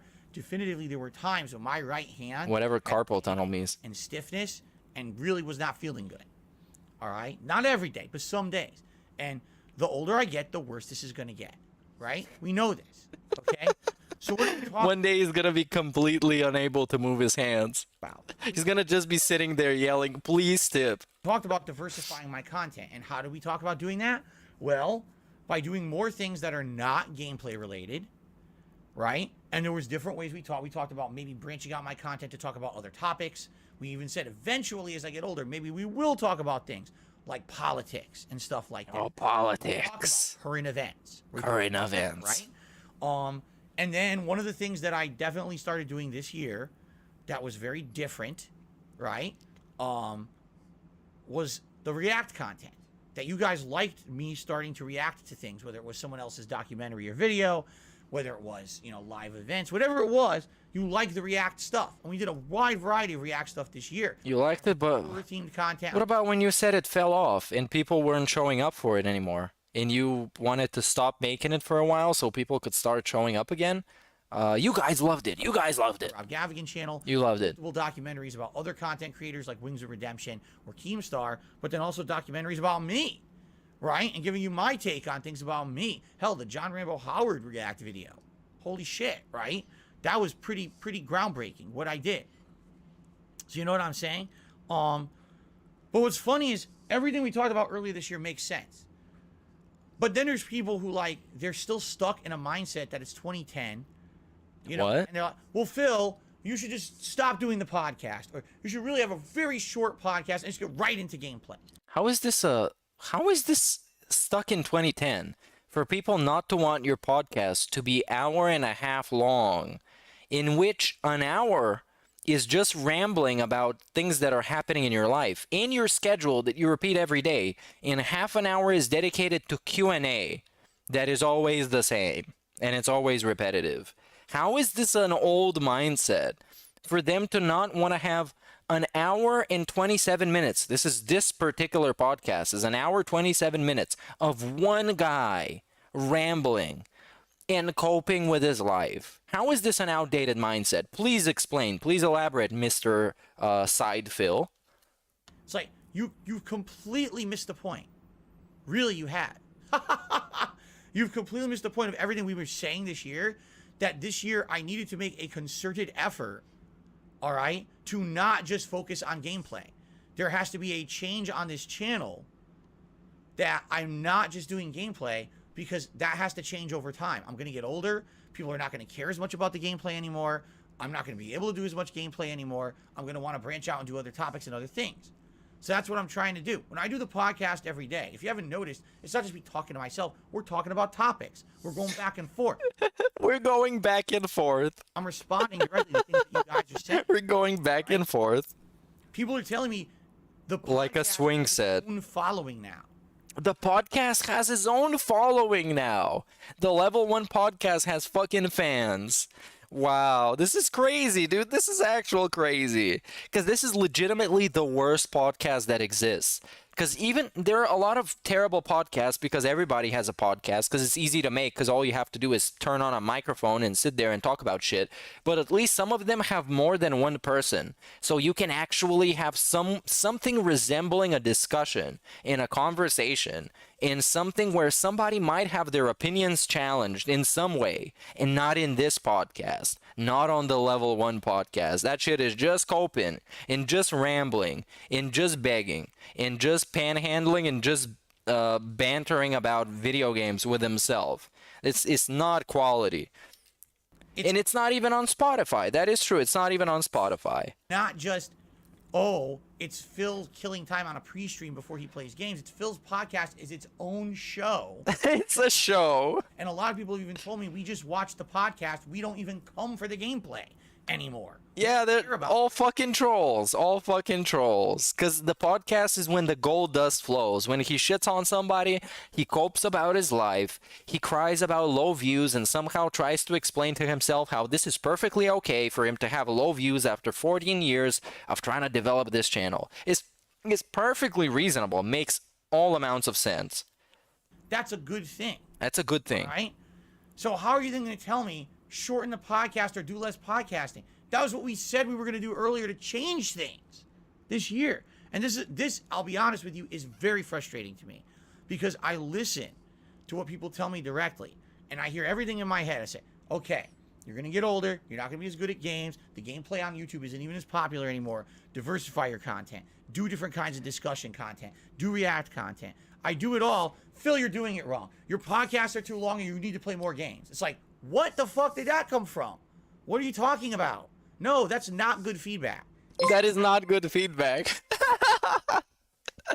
Your content is so meaningful, dude. Dude, I know, right? We had a conversation about being like, you know what we're gonna do? We're gonna sit here and have a choppy stream and make fun of Phil. And everybody said yes. And then I said yes. And then you said yes. And then I started doing it. And like millions of people showed up to tell me how meaningful and robust this is. I know, it's so meaningful. I agree with you. Big ups. Not saying, well, we directly told you at one point to do all of this, so you did it. Oh, that's wrong. Go That's back wrong. to how you were doing it. That's not Call him an idiot. input. It's not good input. I need to have input that's going to be decisive. Decisive. Decide what happens to my business, you fucking viewer who is here to watch and be entertained. Decide what happens with my life. Decide how I'm gonna put food on the table for my fat wife and my fat cat. and helpful and constructive. Not, oh, we asked for all these changes, so you did them, and now go back. You think input is something that an algorithm decides for you, and not a bunch of deadhead and some stupid-ass guy's chat. Decisive input. Phil, do this, and your channel's gonna blow up. Okay, I'm gonna do it. Oh my god, my fucking channel failed, you fucking idiot. You told me to do that. So Galactic says have a set time to end the podcast so people can just be here for gameplay. Yeah, we already do that. We already do that. It's always an hour and a half. It's literally a feature-length movie. There's so many movies that are amazing that are less than 90 minutes long. But people do know when to be here. People know in general it's around between 12:30 12:45. That's when the gameplay starts every day. And they know to expect 3 hours of gameplay on the first stream and 2 hours on the late stream. That's bullshit. There's no one who's That is dumb bullshit. doesn't know when the game starts. Who the fuck? I do it the same every day. Yes, every once in a while the podcast runs a little longer, by maybe 15, 20 minutes if we're on a hot topic. Who is so dumb? I'm sorry, I just don't think my viewership's that dumb. Yo, you just said that only your dedicated viewers watch your channel, and now you're talking about them being dumb. Maybe you should just try and not do that. Maybe don't. When you're talking about your own viewers, maybe you should avoid words that kind of make them look like they're stupid and make them not want to stick around and watch your stuff. Sounds good. Or is that not good feedback? That's probably bad feedback, because I don't like him. Oh, I have absolutely no clue when Phil starts playing games, despite the fact it's literally the same time every day. I have no way to know. Someone guide me and hold my hand. No, I don't think that people are that dumb. I'm sorry, I just don't. That sounds dumb. That does not sound valid to me. But what if that guy that asked is that dumb? And that's why he asked, because he wanted an answer to his question so he can know when to come, you know? I don't know. I don't know. You know? I don't know. I don't. All right. Anyway. All right. I will welcome input. This dude is for real, man. This dude is legit. He's a fucking legend. He shit on everybody's suggestions. I will welcome input. Dude. This guy is a fucking god. Not a god of anything positive, but he's a god. All right. I will welcome this kind of stuff. This kind of stuff. Going, but it's staying in line with what you guys are saying. It's 12:13 p.m. Pacific time. Okay. If we keep talking, we won't get to gameplay on time. And then there'll be people who are so confused. He's literally mocking his own viewers right now. He's mocking his own fucking viewers. Because the trolls know when the gameplay starts. Because the podcast is always an hour and a half long. How do I know this? Because I've watched one episode of it. Therefore, I've watched every episode of it because they're all the same. And he pads them out with a Q&A until he gets enough money to his satisfaction, or it's an hour and a half. That's how I know. Where am I? Where's the gameplay? I thought there was God. Where's the God of War? Oh my God, I'm so confused. What's happening here? I don't know when Phil plays games. So we don't want that to happen. So I have to move on. We make fun of the few people that are left that actually care about you and like you. You should do that. Please keep doing that. You'll love to see it. Can't even keep talking about the topic because I'm being forced by the viewers to move on. You see what the point I'm making here? You see how silly this is? Yeah, no, your point is trash because it's over-exaggerated and it's demented and it's diluted.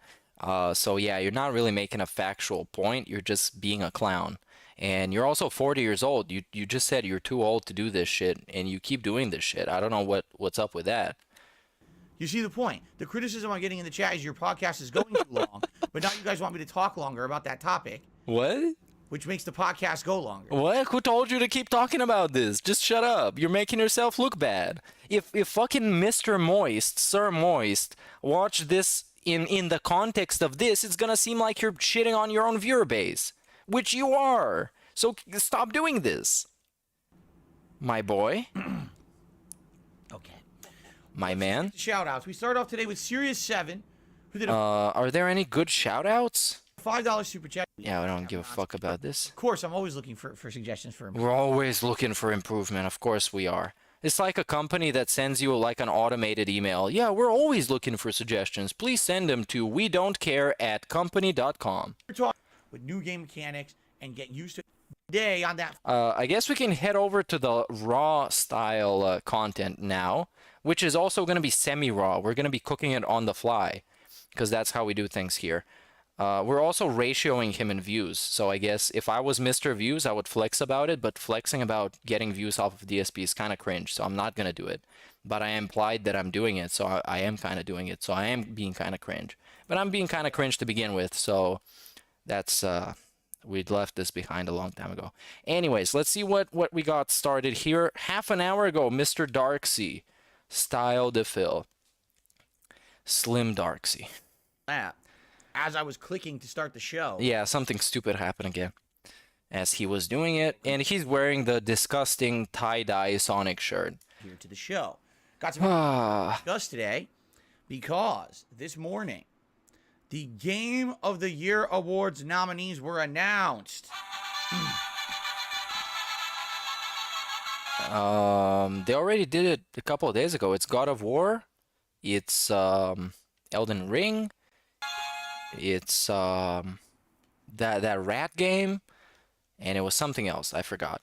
And there were two different reactions. One reaction was, "Oh, this is pretty cool, man." Are you serious though? Why are we doing this?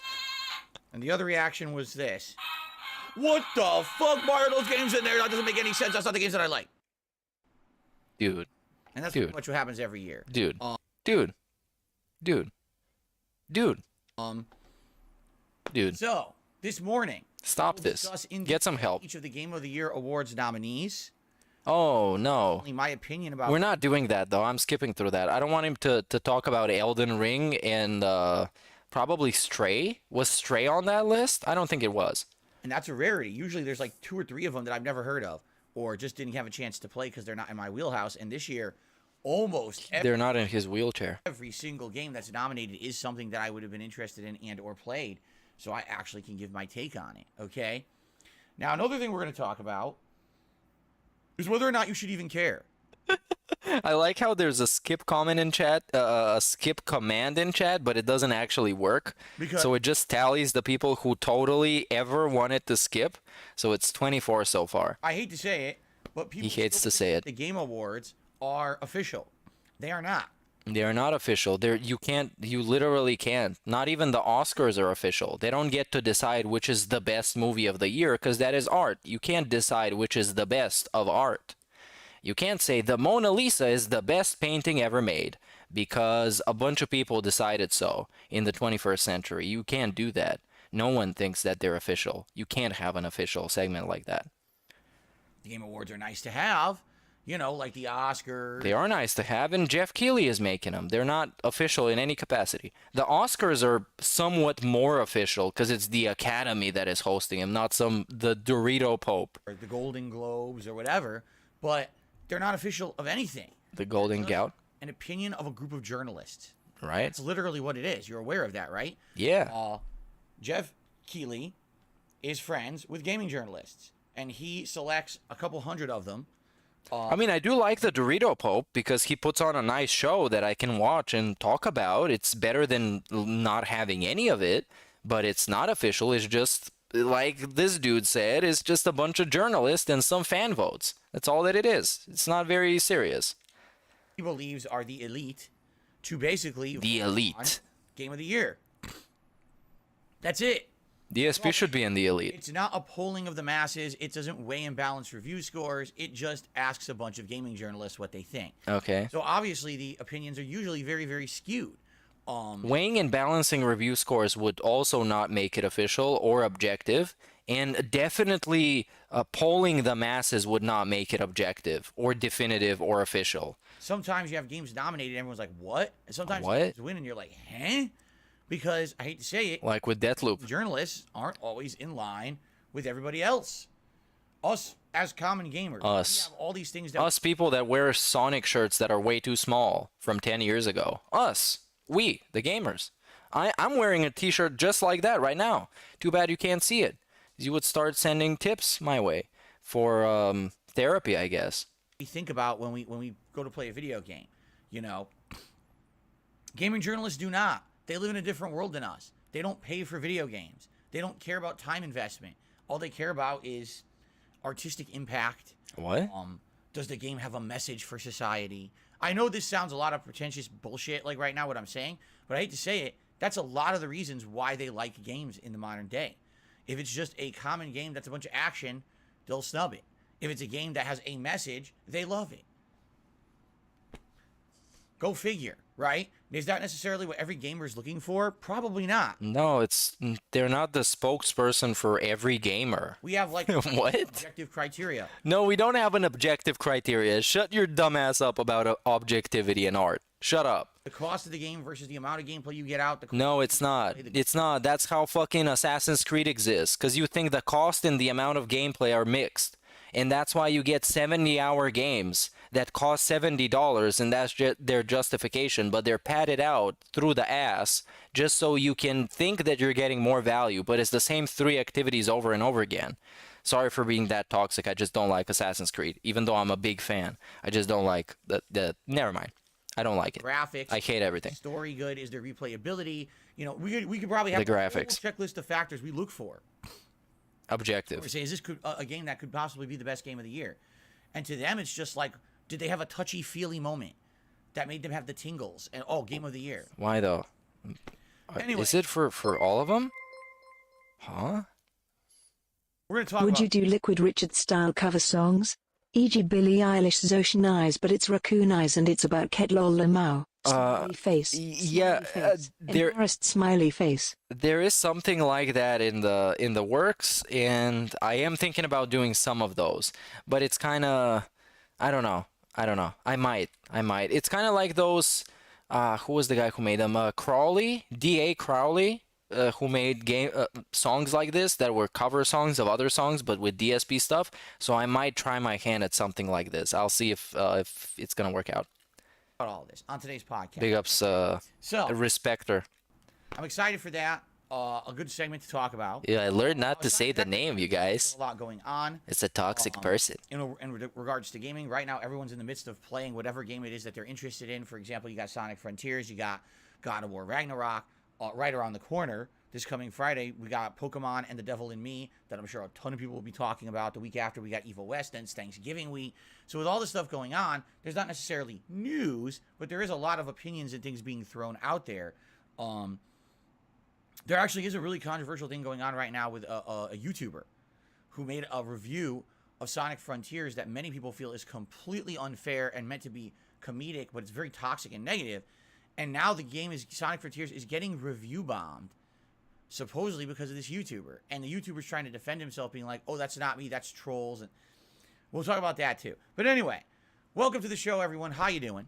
I have 2 streaming days left this week, today and tomorrow. Now, just to throw it out there, today we're playing Sonic Frontiers again. This is getting skipped, boy. It looks like we're going to finish up World 2 and head into World 3. We're very... Yo, did he talk about Dunkey? Hold on, because I went to the bathroom really stealthy. The YouTuber's trying to defend himself, being like, oh, that's... Oh, a YouTuber. Oh, a YouTuber trying to defend himself. We can't say the name, because then that YouTuber might react to him and humiliate him, and he's going to be coping and hoping again. We'll talk about that, too. We're going to talk about that. Ryan, playing... Look, you see how good this is when I can come back and actually skip through garbage? The stream. It's kind of silly to hit it last 5 minutes and I toss it on. Oh, you see, we're begging now. Let's go to the beg. We're begging for the Sonic hat. Right? Right? What is a right? Like that. Constantly during live streams like a lot of other streamers do. Wait, what do other streamers do? They beg for tips? Advertisements, right? Advertisements. Oh, yeah, we're begging, basically. Basically, we are begging, but it's like... I'm too good to take advertisement style beg. Well, ads YouTube runs, they run by themselves. I don't even do that. I don't even do that. Advertise my audience like that constantly during live streams like a lot of other streamers do. There's no paid product placements during my streams, right? None of the stuff that other YouTubers are doing do I do. I've kept that off of my content, all right, in an effort to say I'm all about the content, not about the money. All right? Dude, no! Who are you trying to bullshit with this? Somebody who doesn't know shit about him. Come on, man. We know you're not about the fucking content. You're about the tips goal. Now we're gonna show off the hat. Let's get to show off the hat. Show me the hat. Show me the hat now. But you have to understand that goes hand in hand. There has to be some incentive then to support the stream. Right. We gotta beg. Silly hat. Well, there we go. There we go. Here is the hat. Enjoy looking at the hat. I'm going to make it a goal. You know, I'm going to make it a goal. The tips today. Why not, though? Yeah. Why not? If you're all about the content, put on the hat for free. It's going to make the stream better. It's going to make the content better. And if the content is good, people are going to pay you for it, right? That's what you just said. You're all about the content, not about the money. Okay? Okay. You understand that's why we do it that way. All that's right? how we do it. It would make sense if we're going to hit this goal, if you were thinking of supporting today's stream via tipping, to do it as soon as possible so we can actually have the Sonic hat for the extended length of the stream. It's kind of silly to hit it last 5 minutes and I toss it on and now it's done and no one got to see it. I'm just throwing that out there because that's exactly what happened last time and people were very disappointed, but I can't really control that. You know Can't control that. I wish I could control people giving him money. Oh, excuse me. I wish I could control that. In the last 2 weeks, I've basically stopped it with the bullshit. I've cut out the whole e-begging bullshit. He was begging last night. He was begging yesterday on the night stream. He was begging. It was unrecorded too, so you know he was begging. You know he knows he was begging. I cut it out with the e-begging bullshit. I'm a different person now. Give me money for this hat before the end of the stream so you get to enjoy it. Okay. Let's get another replay of this. ASCII burps also, because that's fantastic. You love it when somebody just burps and then tries to tell you they're an amazing person. And by the way, oh, excuse me. As you know, in the last 2 weeks, I've basically stopped it with the bullshit. I've cut out Stop the bullshit. Everyone was calling me out on it. I was like, you know what? People are right. Everyone. What about people calling you out for years and you call them mentally ill? But it took critical to believe that shit, right? It took critical to agree with the trolls for you to realize that the trolls were right, right? But we're mentally ill, I thought. Absolutely right. Enough is enough. I'm not going to sit here and I'm not going to say, oh, it's a slow day and blah, blah, blah. I'm just going to shut up about it. I'm going to mention the goals, let you know what the rewards are, shout out people who do contribute, and that's it. I actually got tired of myself. You got tired of begging. Self doing it. I literally started watching back my own content. I was like, begging sucks, dude. I look like an asshole. I am an asshole. But you know what it is? It's the pressure. It's the fucking pressure of this is my business. This is how it operates. I don't have those opportunities like other YouTubers. I don't. That was my pressure. Yeah, I don't have that advertising. I wish he said depression though. Aspect to it. That would have been funnier. Income besides what I'm making on these streams. It's the pressure's fault. This is actually a big deal to me. You know what I mean? And the pressure got to me for a while there. I was being an asshole. So I'm not going to do that anymore, all right? Is this for the... Did some big YouTuber told him that they were going to watch the stream today and he did this segment because of that? Maybe every once in a while I'll mention... Dude, I'm so fucking tired of begging, but look at his hat. It's so good, man. I want to put it on. That this is a goal today, but I'm not going to keep talking about hitting goals and shit like that, all right? Fair enough? Okay. So that is eligible today to be worn if we hit the goal. And incidentally, that is the first stream today. All right, Sonic Frontiers. I'm excited to see what progress we make and how far we get. Maybe we'll get a good tear into the third world, okay? On the late stream tonight, 6:45 p.m. Pacific time, it is the return of Modern Warfare 2 multiplayer. Now, the good news here is that after 4 hours of grinding in the game, we have unlocked the gun that everyone told me is good. I guess it's the Cast-Off 74U. Now, I don't have any attack equipments, but what the? On the first we get to travel into the future, which is also the present, because we're now in the past. I think so. This we're breaking the space-time continuum on this stream. It's something else. What are we doing? Yes. Saturday we'll be reading emails. Oh no, we're reading fucking schedules. And then say, why are you playing that instead of Pokemon? Is the most hypocritical, dumb thing I've ever heard anyone said at all. Like seriously, I just scratched my head. Like what? Wait, what? You're playing a Sonic game. Okay. But you're not playing Pokemon. Okay. You're going to play a walking... Someone actually said this. You're going to play a walking simulator. But you're not going to play Pokemon. First of all, I hate to tell you, but Pokemon has way more walking than any other game I play. Oh, debunked. To even debunked. criticize another game and call it a walking simulator and then say, why are you playing that instead of Pokemon? Is the most hypocritical, dumb thing I've ever heard anyone said at all. Dude. Like, seriously, I just scratched my head like, what in the whole are you talking about? That doesn't seem to make any sense to me. Bro, he's gonna play an actual Dark Pictures game, and he's comparing that to Pokemon in the amount of stuff you can do in the game. The Dark Pictures game is literally a movie where you press buttons to let it continue. Come on, dude. Come on. You can't be actually serious. You can't actually be serious. And it's hypocritical, but two different people said that. So somehow they're... someone is hypocritical.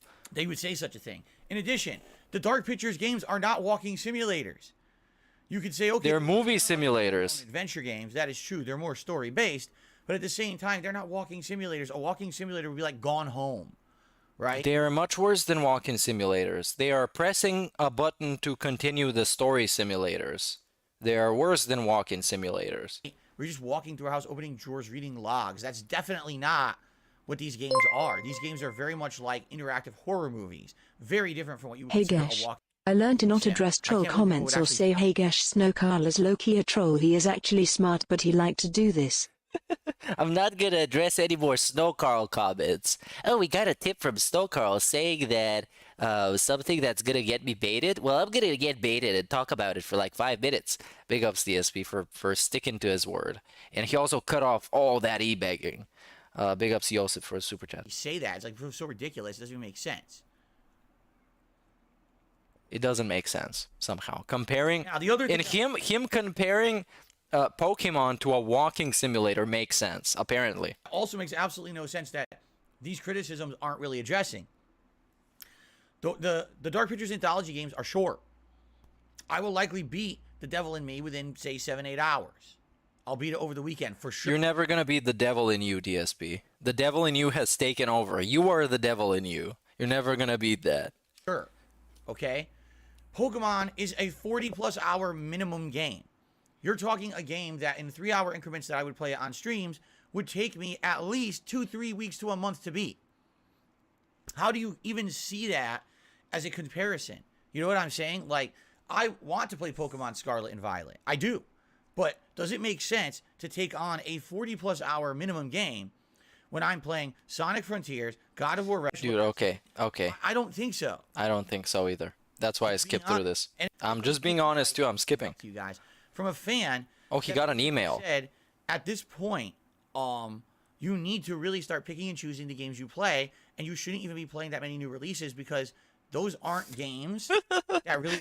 A fan sent me an email that validates my opinion. Therefore, I'm gonna believe it and take it as my community wants me to do that. Your audience. If you take a look at your audience, you have a dedicated fan base of viewers who like what you do because it's you. And then you can pick and choose what games you play, and usually that dedicated fan base of viewers will watch anyway, no matter what you're doing.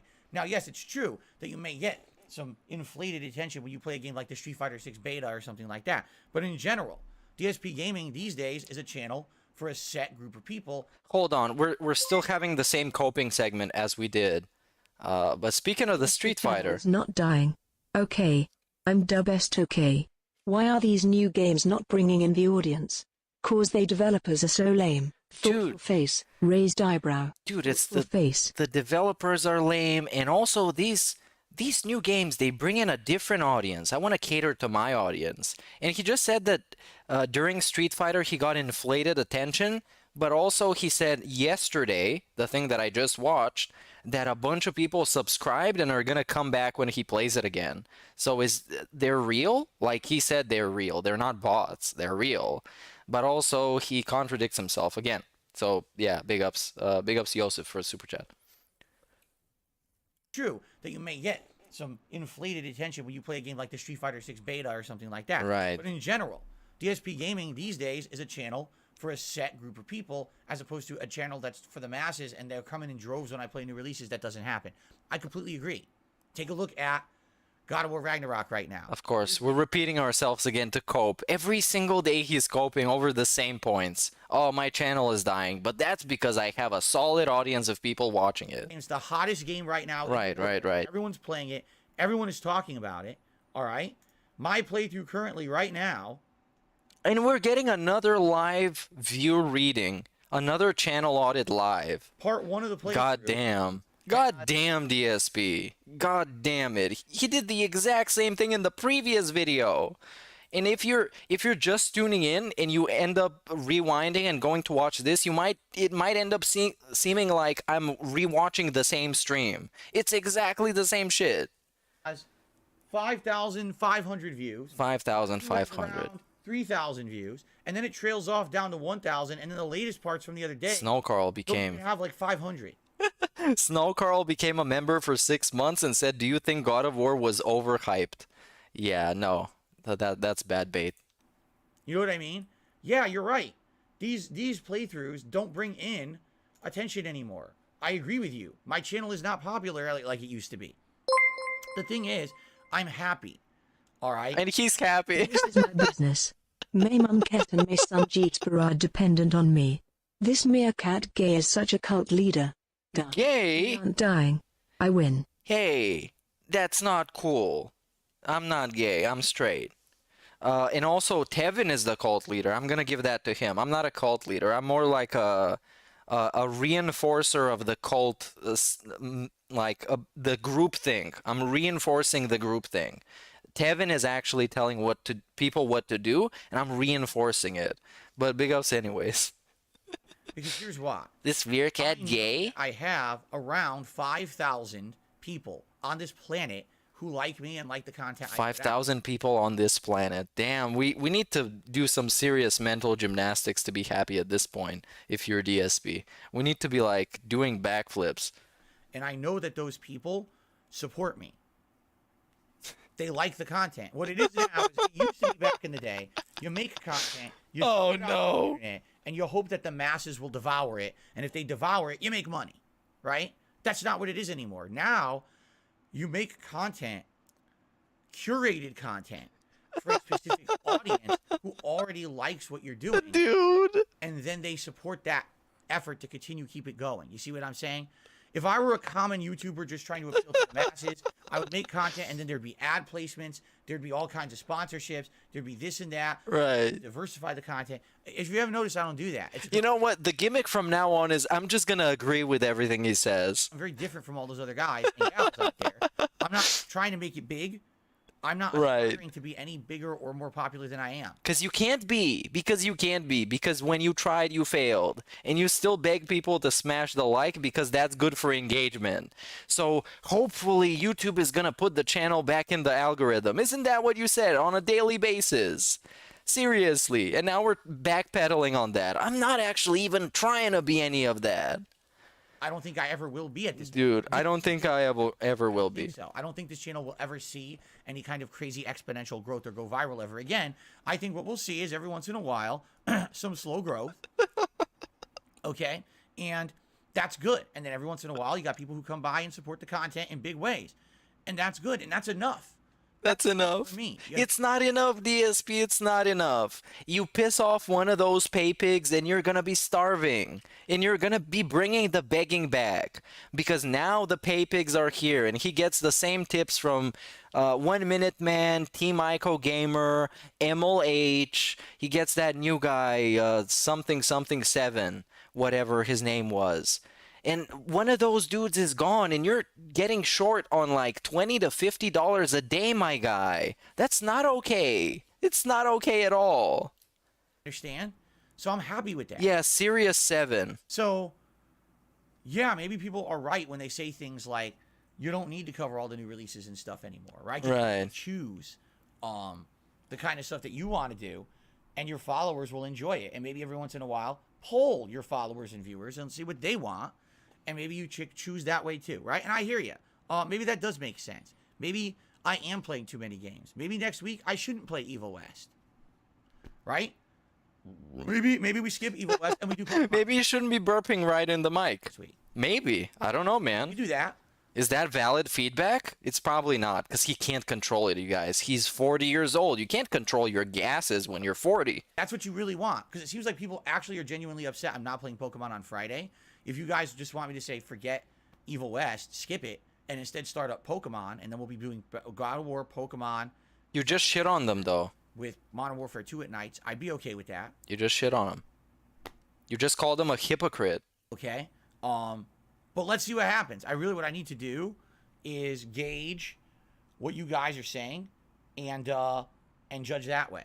If that's really what you want, I'm down for that. Because it seems like a lot of people are screaming for me now to do Pokemon, and they're upset that I'm not doing it right away. And if that's the case, we could do a swap. And I'm okay with that. But please understand that I'm doing my best to try to balance everything. And it's very difficult. Because ultimately, no matter what I do, there will be disappointed fans. You know that, right? Like, no matter what I play, there's going to be people who are like, man, he didn't play the game that I was looking for. And it's like, I'm sorry about that. I am. I wish, again, at this time of the year, I say this every year. I wish I could clone myself.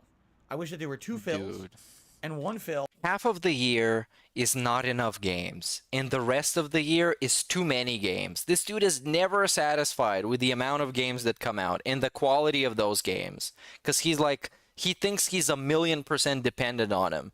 There's dudes that play only a single game every year constantly and put out content about it, and they do perfectly well, much better than him. Sit here and play the big hype releases. So But that's because personality counts. one Phil would be sitting here. Hey, what's up, BITW romance guy? You got bored on DSP stream? What is he ranting about now? Because I'm still in the past. Is he ranting about the shills, and that got a little bit too boring for you because it's the 1,000,000th time you've heard that? God of War Ragnarok and Modern Warfare 2. And then the Probably. Audit Phil would play the games that are more catered towards a dedicated fan base, like Pokemon or you know, Sonic Frontiers or something like that. You know what I'm saying? I wish I could, but I'm only one man. He's only one man. Been invented yet. Yet. Maybe one day we'll have a clone. One bust man. We'll see.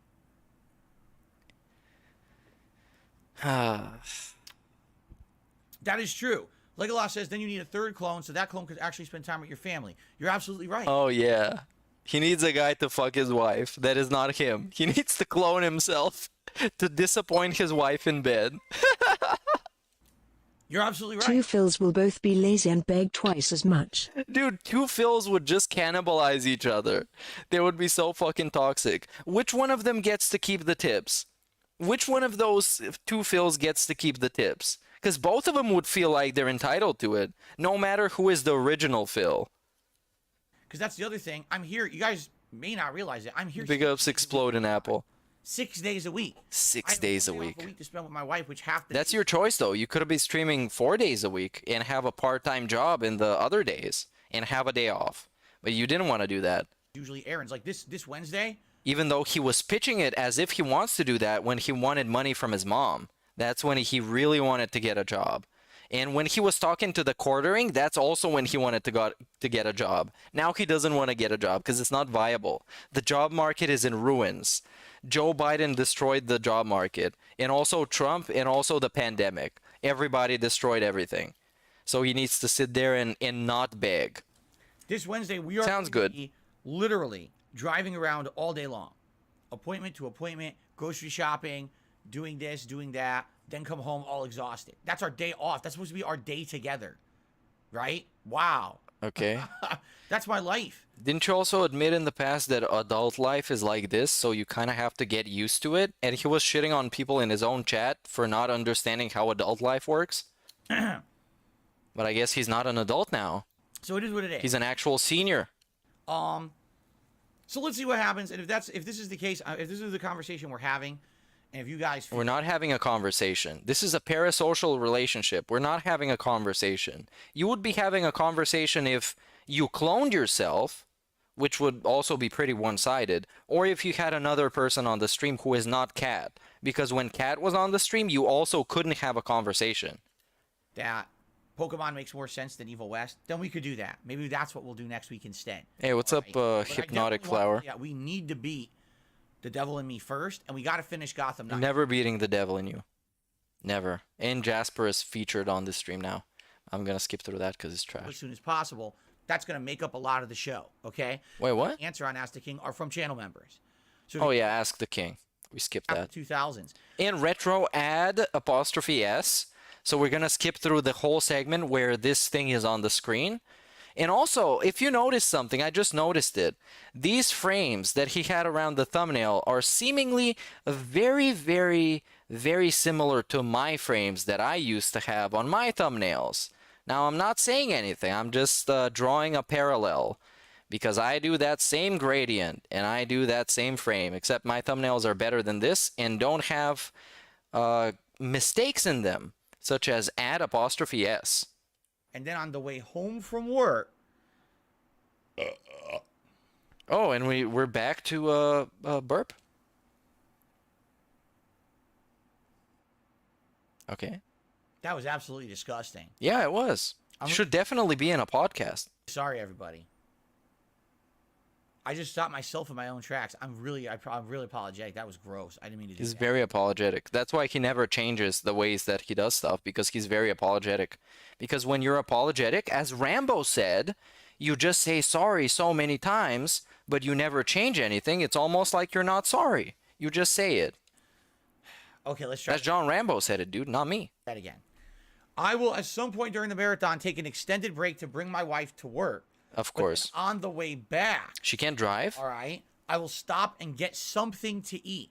But I don't know what because we haven't looked into it yet, right? What about takeout? I mean, what perfect day would it be to do an episode of DSP Tries It eating shitty commercialized fast food than Black Friday? There's no better day of the year to do it. That's the whole point, right?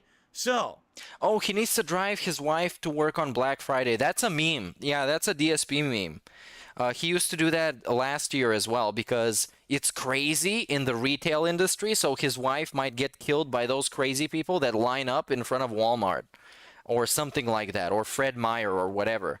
So she might be stampeded like in South Park when they had that special episode about Black Friday. So he needs to make sure that she makes it to work safe.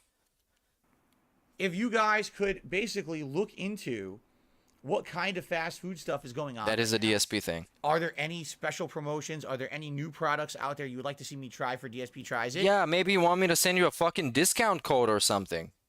And see what's available this week moving forward.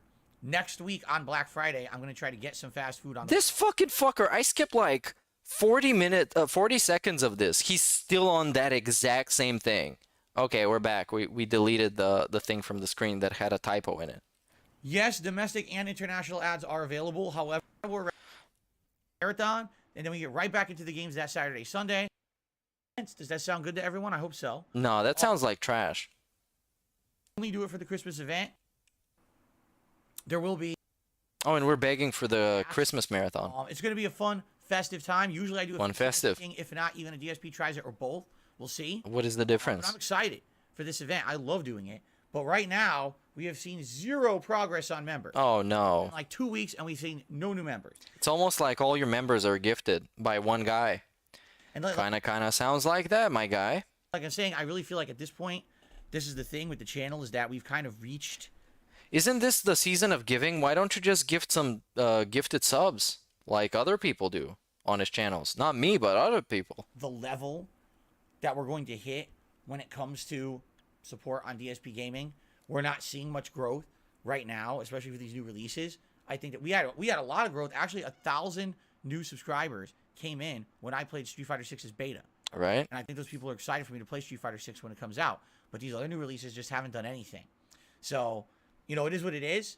Hopefully we will hit this goal. And what I mean by that is it's not just about people becoming a member, but also gifting memberships. This is the season to be generous to your fellow viewer, right? If you like the content I do here and you maybe want to gift some memberships out to people who also like the same content, that's a great way to help out both them and the channel itself.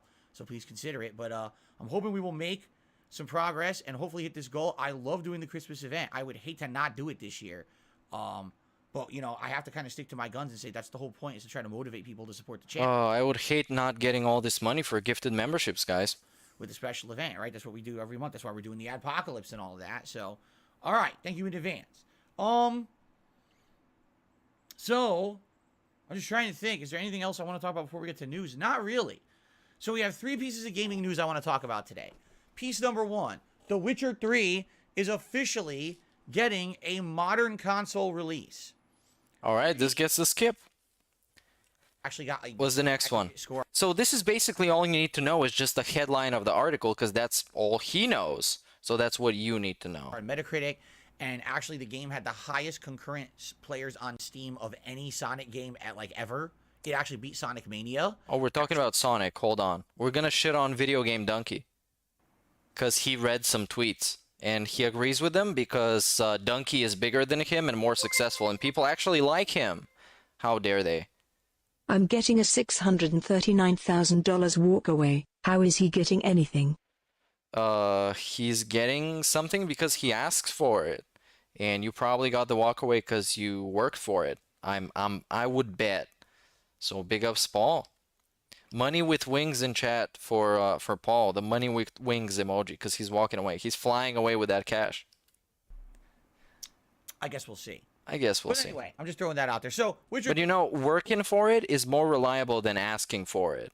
So definitely work for it. That's what I would say. And big ups, Paul. Free, December 14th, free modern release on modern consoles. If you already own it, you don't have to pay with better, you know, updates. Regarding the YouTuber video game Dunkey. There we I don't know go. who it is. I've never heard of Dunkey. him before. I You don't never heard of fucking Dunkey? How are you on YouTube? follow any of their content.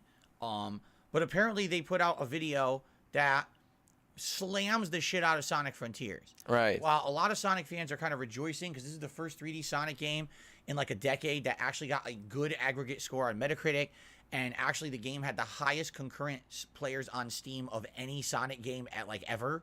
It actually beat Sonic Mania, and everyone's celebrating that the game's pretty good. Video Game Dunkey puts out this review essentially destroying the game.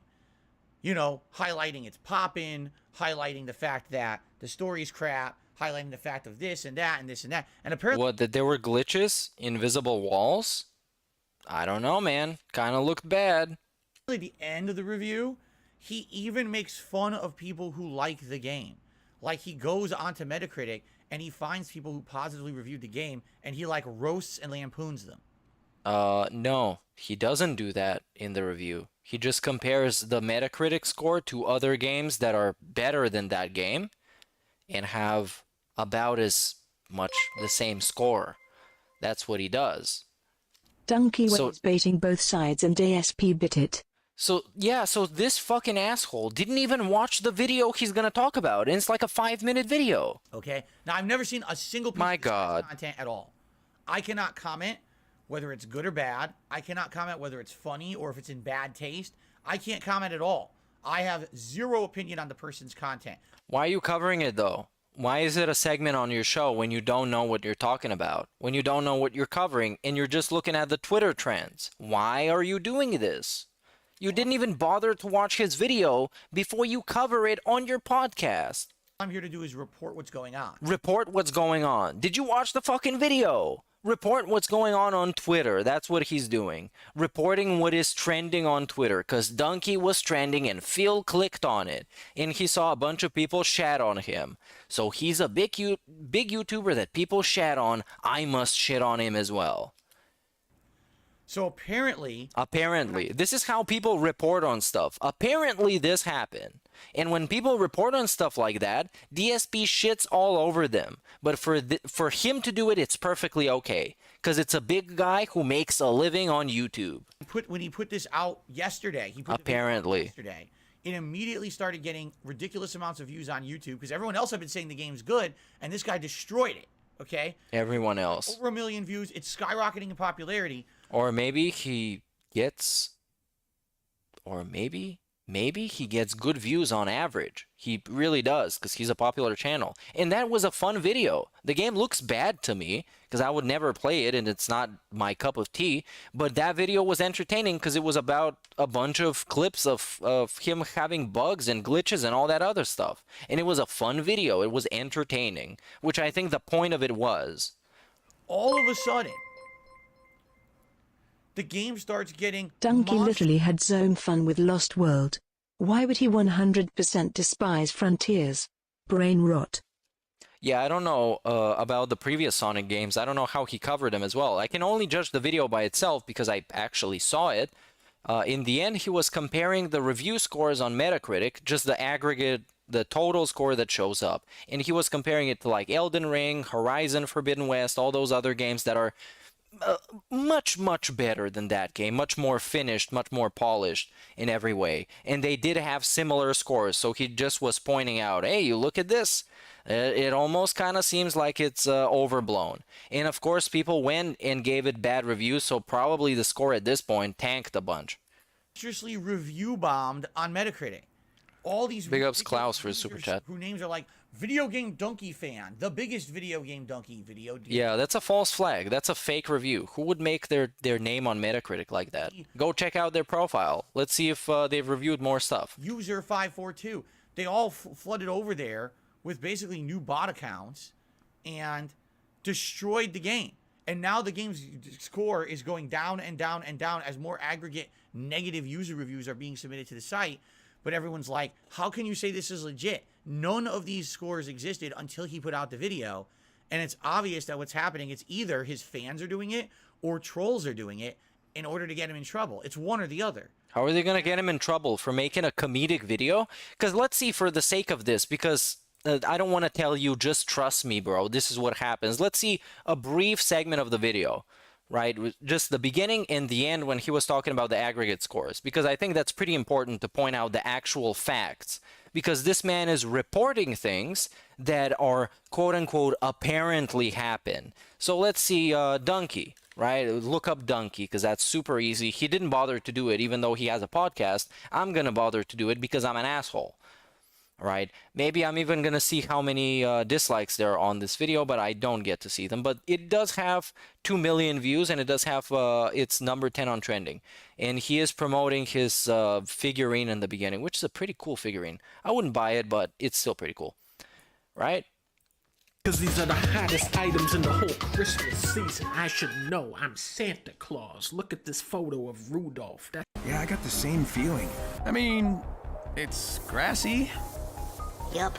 But on the plus side, I've got plenty of room to run around. Sonic just reviewed his own game. Use right analog to like this. Go to options. Right, we're pointing out all the options. We're pointing out all the pop-ups that get in. Parts of the map. Like my favorite game, Assassin's Creed. Keep in mind that some challenges can only be attempted at night. That's fucking stupid. A notification may appear when Sonic is near something new. Insert the portal key. Did you know that Sonic is a video game? Stop. Sonic can go up walls like what you were trying to do right now. Knuckles is in an unstable state. Sonic Frontiers offers high-speed, open-zone gameplay that gives you the freedom to play the game in the order that best matches your playstyle. I want to go this way. You are not ready. What if I go this way? You are not ready. Access denied. What about if I go this way? You are not. As you can see, he's not really trying to make an objective review of this. It's more of a comedic thing for the sake of laughs, and he's cutting in intentionally cutting in footage that makes it more funny. Ready. Open zone platforming. I want to go into the forest. This looks cool. You stray from the path. But I'm just walking directly towards the waypoint. Sonic Frontiers expands on what fans know and love about traditional Sonic games. I'm stuck. I tripped on a stair. I'm dead now. Alright, so this is basically the idea of the video. Let's see the end when he compares all the review scores. I think it's dead forever. Okay, we get to see it here. No. So we get Sonic Frontiers on the left, we get the total Metacritic aggregate score, then we get Super Mario Odyssey, we get a bunch of other games, right? We get Hades, we get Sonic Mania, previous Sonic game, we get Metal Gear Solid 5, Breath of the Wild, Uncharted 4, Red Dead 2, Elden Ring, way more hyped games like this. So the point of this is not to make this game seem like it's so shit, but to compare everything that he was recapping basically in this video to all these games that people consider masterpieces, that they consider them iconic, right? Hades, you got Red Dead 2, you got Uncharted 4, you got Elden Ring, that has a lower score than Sonic Frontiers. So that's the point. It's not the point, go review bomb this, which I don't know how people would extrapolate this meaning from a video like this, but apparently they did. So let's see what Phil thinks about this. A person who actually did not watch this video and did not get the actual idea of the video, because of course he didn't get to see it. Now, there's two schools of thought about this. One school of thought is, yeah, there's people fucking with Video Game Dunkey to try to make him look bad, because he doesn't condone that kind of action. It's like he asked people to go review bomb the game or anything. And so he actually came out and tried to defend himself publicly. And he's like, yeah, take a look at this. It's so pathetic. Here's a bunch of accounts that all were made in my name. They all say Dunkey in the name. And they're all review bombing the game. But obviously this wasn't me telling them to do that. And, you know, this is stupid. They're trying to make me look bad. Others are just like, dude, you don't understand the power of the internet. And you don't understand that even if maybe you weren't even being serious in your video, because it's hard to tell. Is it hard to tell for you? Do you have an opinion, or you're just reading other people's tweets? Basically, what happens is when you make a video like this and it goes viral on YouTube, you create a viral movement of hate and negativity. And what's happened is you had people who, in general, the public were thinking this game was great. And now you made one video about it that's going viral. And now at the expense of the game, you're going viral. So you're getting viral. Bro, he was gonna be like, he's not like, what? Oh, this dude is such a fucking idiot, man. Dunkey routinely pulls out videos like this that are exactly like this, where it's just compilations of glitches and bugs and stuff like that that are supposed to be comedic. And apparently people like fucking DSP watched it that thought that he went viral for it. Views and popularity and probably making a lot of money on this video. Meanwhile... Oh, and money. Now we're talking about money, of course. Dunkey got his own publishing studio recently, but let's talk money. Game is going to get destroyed. Money. It's sad because this is the first good Sonic game that's considered a 3D. It's going to get destroyed because of one dude's video that was a comedic video. Years, and now people might not buy it because you had to make a negative video about it like this. And again, not to say that the video... Are people stupid? Can people not make their own minds before they spend their own money? Apparently not, because they're donating to DSP Gaming. Maybe is serious, but some people are just stupid. Let's be honest. A lot of people are really fucking stupid. They're just dumbasses. And they think that anything with views on it is to be taken seriously. Even though a lot of the cases, it's parody, it's lampooning, it's a joke, right? Or it's over-exaggeration. That's the other thing, too. Where maybe he's over-exaggerating on purpose, but some people get the joke and some don't because they're just stupid idiots, right? So it kind of sucks because here you are in a situation where I can basically see both sides of the fence. Like, I totally agree with Dunkey. He should not be held responsible for the actions of others on the internet like that. If people are review bombing the game, but he didn't outright say to do that in his video, he should not be held responsible for that.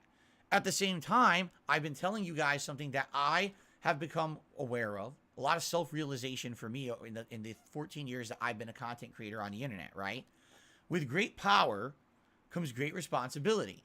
When you have an audience on the internet that listens to your every word, that follows you and actually cares about your opinions and actually treats them as if they're factual. What? All right? You have a responsibility. No, you don't. What you say and do on the internet. I mean, you do to some extent. Harmful. This is not harmful. No, making a satire video about your experience with a game, if the dude said it was trash, and making a video if he thought the game was trash, and put all the clips of him thinking the game was trash, that's not a responsibility on people fucking going review bombing the game. It doesn't really work like that. Otherwise, everybody would be sanitized beyond belief. They wouldn't be allowed to say anything. Right? Right? Not right. Great, do a game review. All right? But if you're going to do a parody review, or if you're going to do a review that's over-exaggerated, you must absolutely be sure your audience knows that. There should even be a disclaimer right at the beginning. Warning, this is a parody video. Don't take it seriously. It's just a joke. Right? I don't know if Dunkey did that or not because I don't see his content. Why are you talking about it? Why are you talking about it? It's like, what, a 6-minute video? 8-minute video? Just on the whim of seeing what all the hoopla is about. Let's see what it's about. Let's see what it's about before you cover it on your fake-ass podcast. Why don't we do that instead? Why don't we do that first? We just watch it. Okay? But basically, I see, like, both sides of this. Like, he has the right to make a negative video. You know what I mean? Like, why? Who are people to say you have no right to do a negative video about a video game? Of course he can do that. I've done it myself, right? I did a video that got over 1 million views, and it completely and utterly destroyed Homefront: The Revolution. Okay. That was a game that, when it released, was a buggy, broken piece of shit mess, okay? And almost no one was talking about it. And then I made my video about it, and it became the #1 most viewed video on YouTube about the game. Over 1 million views, slamming the game, saying it was the worst game I'd ever played. The #1 viewed ever. This is like his 4th place at Street Fighter that he made it a first place. It was the most viewed video ever about that one game that it was kind of... It kind of nobody really cared about it because it was bad, and it also wasn't a part of a big franchise. It was #1. Oh, this dude never fails to stroke his own ego. Of how bad the game was. Okay? Never fails. This is the one thing he never fails at. Everything else he fails at pretty much all the time. Of this. However, my review was serious. Was there a lot of hyperbole and exaggeration? Yes. Yes, because you called it the worst game of all time, so you could get a bunch of views. I really felt that was the worst game. It was just a game that screamed lack of effort. It screamed amateur night game development.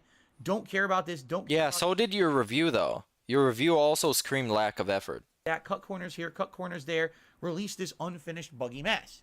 And I didn't want people buying it and spending full price money on a game that was Let's rant about a thing I've never seen. Dude, legit. This is like the worst. He didn't even bother seeing it. And he's talking about this for how long? Like 15 minutes? Maybe? 10 minutes? 15 minutes? piece of shit. Dude. So I made the video.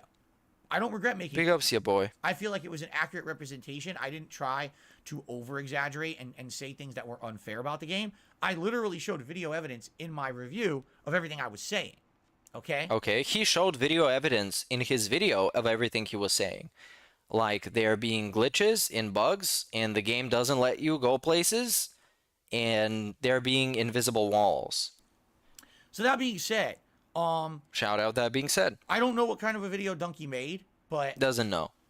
It's unfortunate that sadly it's this game that's being affected. I really feel that way because Sonic fans have been waiting for a game that was worth playing, and a game that the masses might accept, and a game that was not an utter disappointment from Sonic Team for a decade. The last good 3D Sonic game was what? Sonic Generations, right?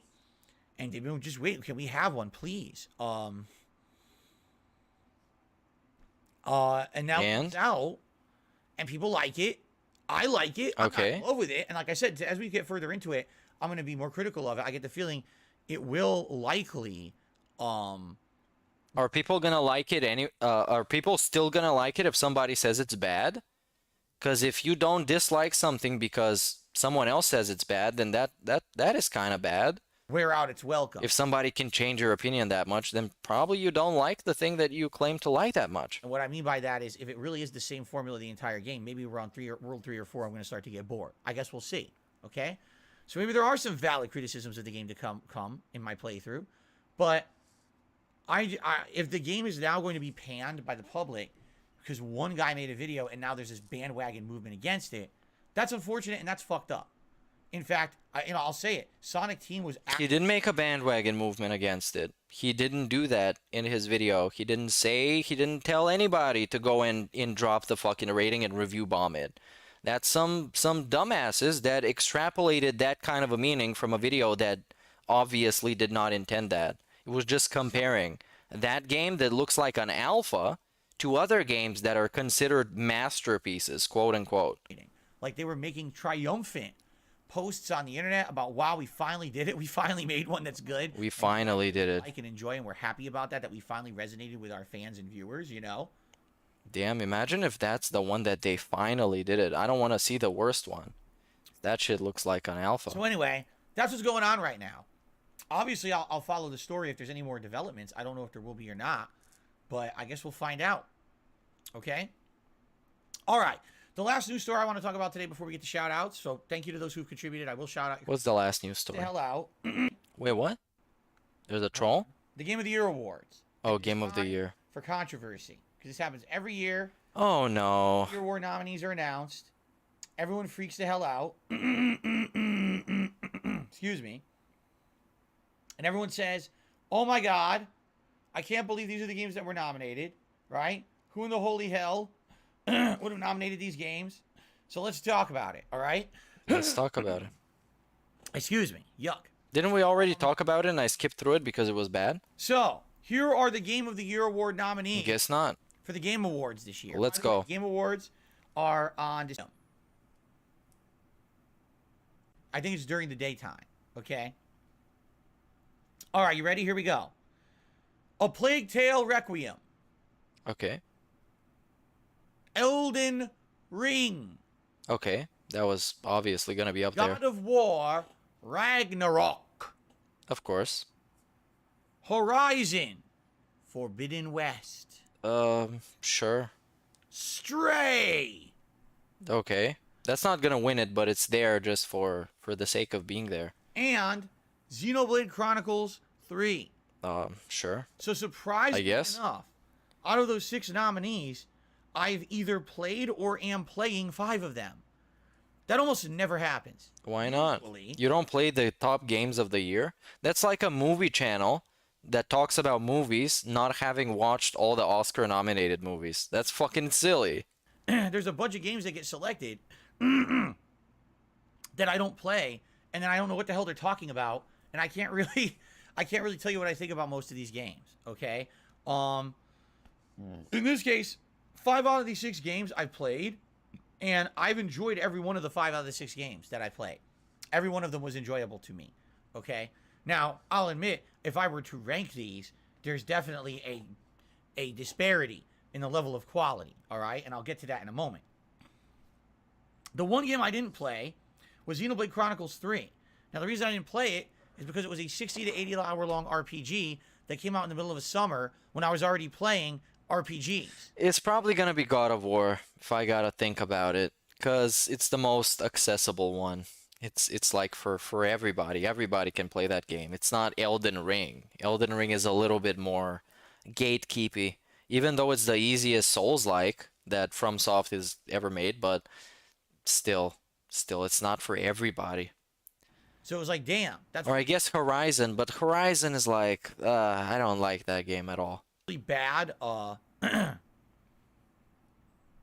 It's really bad. Because like the writing flops on that one. Just the writing is so bad. The characters are so bad. And God of War got all of it. From what I've seen, it checks all the boxes for Game of the Year. Bad that the timing, I think, for me, and it was for me, it wasn't the game, it was me. It was what I was already doing. It was just bad timing. Oh yeah, I guess Sekiro won 3 years ago, but depends on what competition it got. Xenoblade Chronicles 3 is kind of a mixed bag for people. Some people really like it, and others said nah. You haven't played it, so I'm gonna skip through your opinion. Plague Tale Requiem I just finished. Now, from what I Okay. was saying the entirety of the playthrough, man, this is a game that's very impressive from a AA studio. We have to, when you look at Plague Tale Requiem, you absolutely have to see it in the proper frame of reference. Plague Tale is not made by Sony. It's not made by Microsoft. It's not made by Ubisoft. It's not made by Activision Blizzard. Okay. It's not made by EA. You know what I mean? It's not a Bethesda joint. It's a fucking indie studio making this game. So the fact that they make a game like that that looks that good, that plays... Oh, the first thing we're gonna talk about is the graphics. Like I've said in previous stream, graphics are not that hard to pull off. They're still pretty difficult, but it's not really... It doesn't define your game as AA or AAA, having good graphics and being set on a good engine.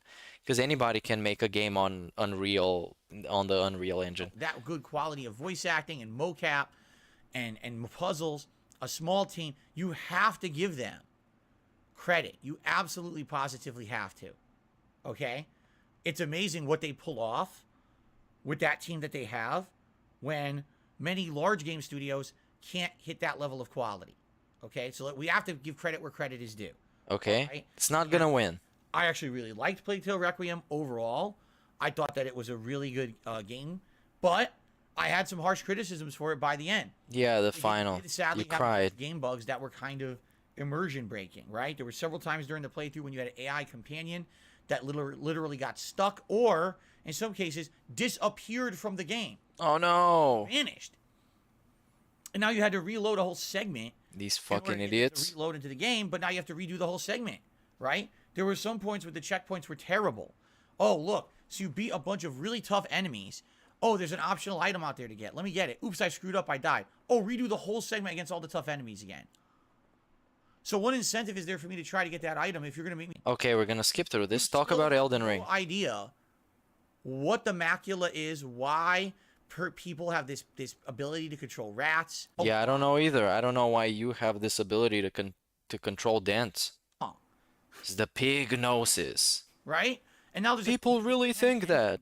that is on your first 2 games. Why do I want to buy a game that's set in the modern day? Right?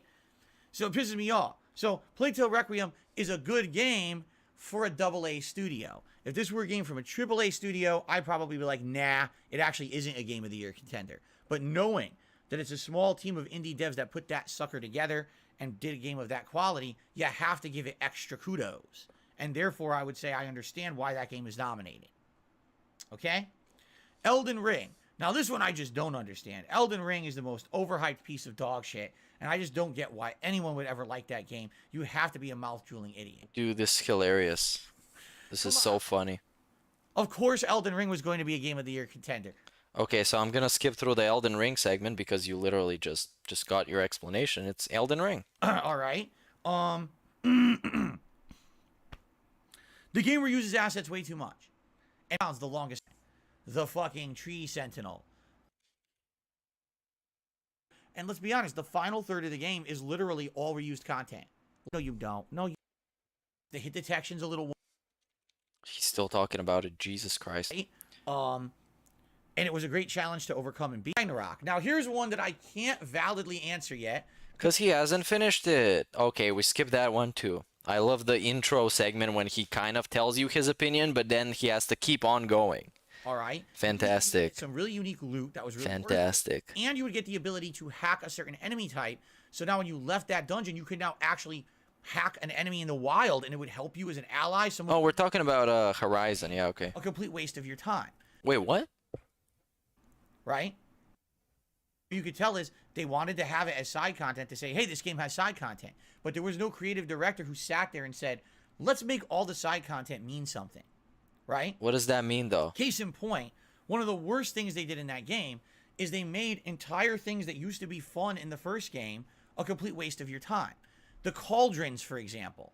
In the first game, there was a series of dungeons where if you conquered this dungeon, it was all technology. You go in there, there's all traps and you know, robots and things to kill and puzzles to solve and a big boss fight at the end. And if you beat that dungeon, all right, usually you would get some really unique loot that was really worth it. I'm going to put this on 1.5 because this is just so obnoxious. Because he's just explaining mechanics.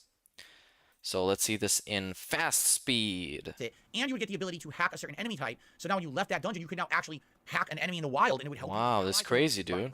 So tell me more. Improve your gameplay experience. You felt like, wow, I went and did a really difficult thing, and I got rewarded for it. Okay. In Horizon Forbidden West, the cauldrons return, but after you do the entire cauldron dungeon, you literally get nothing. You don't get any unique armor. You don't get any big reward. You get the ability to hack an enemy. But then you have to go out and you have to gather insanely rare crafting resources. The only way you can get them is by repeatedly hunting down rare enemies over and over and over, and then hope for an RNG lucky drop of the item you're looking for. And then when you finally get several of them, then you can craft the ability to hack the robot. So it's kind of like, do the dungeon, overcome the giant hurdle. You did it. Oh, by the way, now here's 10 more grindy hours before you can get your reward. But it was immediate good reward at the first game. Why did you make it grindy in the second? Why did you punish the gamer for playing the sequel? And a lot of the game was like that. It felt like, again, if they had an overall person who was creatively controlling the game and saying, let's make it all balanced, let's make it all mesh together well, the game would have been better. It didn't feel like that. It felt like parts of the game were really Maybe they just maybe they just decided to pad it out so it can make it seem like it got more content than it actually does. Like Ubisoft does. And completely a waste of everybody's time, and there was no reason for them to even be in the game, nor to even, you know... Right, so let's talk about Stray. I think the first game is better because it's better paced, and the plot's better, and it doesn't get lost in itself. Like this. Yeah, the plot's better because it has a massive plot twist. Because it has a plot twist, and it has, like, pretty good story. In the second game, it's like, where do you go from this plot twist? Outstanding. I guess aliens. Anyone's ever going to fault the game for its graphics. Be Forbidden West, she was like, wow, follow me, know my love for this game. Number one, because it stars a cute cat. And oh, yeah, it's the Jasper game. Stray. Stray. I think all of you who follow me know my love for this game. Number one, because it stars a cute cat, and I have a cat as a pet, and so therefore already tugged at my heartstrings. The fact that the game was unique in the way that it played. You never really played as a cat like this before in any video game. It had really cool puzzles, interesting, ingenious, you know, combat and stuff. It was really well done. Really, no, it wasn't about a platformer game with oh, you have to kill a bunch of enemies. It was just about survival and the unique ways to get around and solve puzzles and things. The visuals were absolutely gorgeous. I couldn't believe how good the game looked on PS5. I just blown away. Visuals, dude. And a meaningful plot. Meaningful. I couldn't believe it, but I actually cried. Didn't you just say that the reviewers, those fucking fake journalists, they judge a game based on how they feel and what the messaging behind it is? But dude, I cried in the end. Therefore, I liked it because I also have a cat. So hashtag relatable. That's why I liked the game. And also, it looked good. Yeah, that sounds very good, DSP. It sounds very consistent with your own opinions. Yeah, I cried at the end of Stray, man. He cried. And I'm not ashamed to say that because the game was so well written, it deserved that emotional response from me. Okay, to the point where I just cannot wait for a sequel. I think the game was amazingly made. Stray 2. Strayer. Now, is it a Game of the Year contender? Yes. In comparison to some of these other games, should it win? I don't know. No. I don't know. if you can take a game like Stray and hold it up to a titan like Elden Ring or a God of War. I don't know. Again, let me beat God of War, and once I've seen all these games at face value... Yeah, you're gonna think it's Game of the Year, DSP. We know. Let's get into the Q&A. Game of the Year. What's it called? Vampire Survivors? That's what it's actually called. What? What the fuck is Vampire Survivors? What is Vampire Survivors, bro? What are you even talking about? What the fuck is that? Vampire Survivors. I don't know. Let's look it up. No Vampire Survivors. PC exclusive gamer. Oh yeah, it's a Steam game. It got a 10 out of 10. Gaming. You know what I'm saying? Like, all the games that are on the list. This dude, the video game coverage man, didn't know what this game was. The first question about this game people also ask on Google is, why is Vampire Survivors so popular? This is the very first question people ask, and it got a 10 out of 10 on Steam, and it's $5. Wow. Well, I guess it's epic. I guess it is. What the fuck is Vampire Survivors? Ugh! I guess I would never know. Never gonna know. Okay. Anytime now? Plague Tale, Elden Ring, God of War, Horizon, Stray, Xenoblade Chronicles. They're all big console games. What the fuck? What the fuck is Vampire Survivors? Oh, bro. Overheated. The Game of the Year awards are held on December 8th. The year doesn't end until the end of December. What else is gonna come out that is Game of the Year worthy by the end of December, DSP? What comes out in December? There are games coming out in December. What is coming out? Very well should have been nominated for Game of the Year. They might be nominated for next year. But we won't know because they're not out. We're not gonna know. To be nominated. Okay. How the fuck does that make sense? Games coming out in December Seriously, 2022. listen to this. What? Callisto Protocol? Midnight Suns. Okay. Callisto Protocol. Okay. Vampire Survivors is one of the most popular games of the year and, in some respects, made in Yuhinari. Lifelong gamer, well-informed, very rational. Yeah, of course he didn't know because it's not on a platform that he consumes. So only Callisto Protocol I can see being an actual contender for anything. Midnight Suns is a Marvel XCOM simulator, and the rest is trash. I mean, maybe not trash, but not Game of the Year worthy. Let's see what he's gonna say though. In December, maybe some of those would actually be Game of the Year. No, they're not. And maybe no. could, Maybe Callisto Protocol. Maybe. It looks good. It looks nice. It looks slick. Looks like Dead Space, but in current year and with some extra stuff. It looks cool, man. Argue with me, it's not a big deal, okay? But the way I see it is like... Yeah, and if it's really that good, it's going to be next year. It's going to be nominated for next year's award. It's not a big deal. You can't do... And next year, it's probably going to have less competition, because Starfield is probably not going to be that good, because it's going to be riddled with bugs and probably performance issues, because it's a Bethesda game.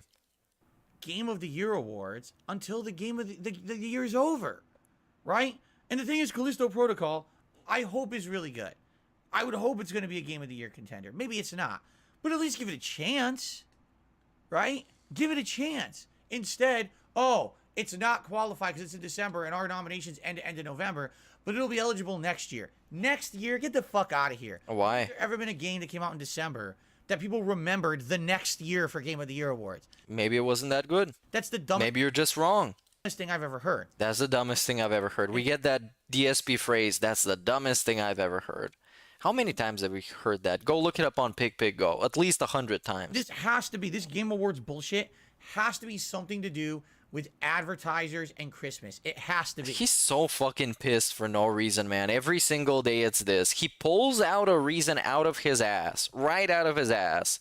A reason why he has to be salty as fuck about something. The way I see it, the reason the Game Awards are in early December is because Jeff is able to get, and Jeff Keighley, that is able to get a ridiculous amount of advertising for the show because it's before Christmas. Okay. He sees his show, all right, as a way to make giant money because all the... Oh my god. Oh my god. if he did this show in January, My God, this dude is fucking demented with greed.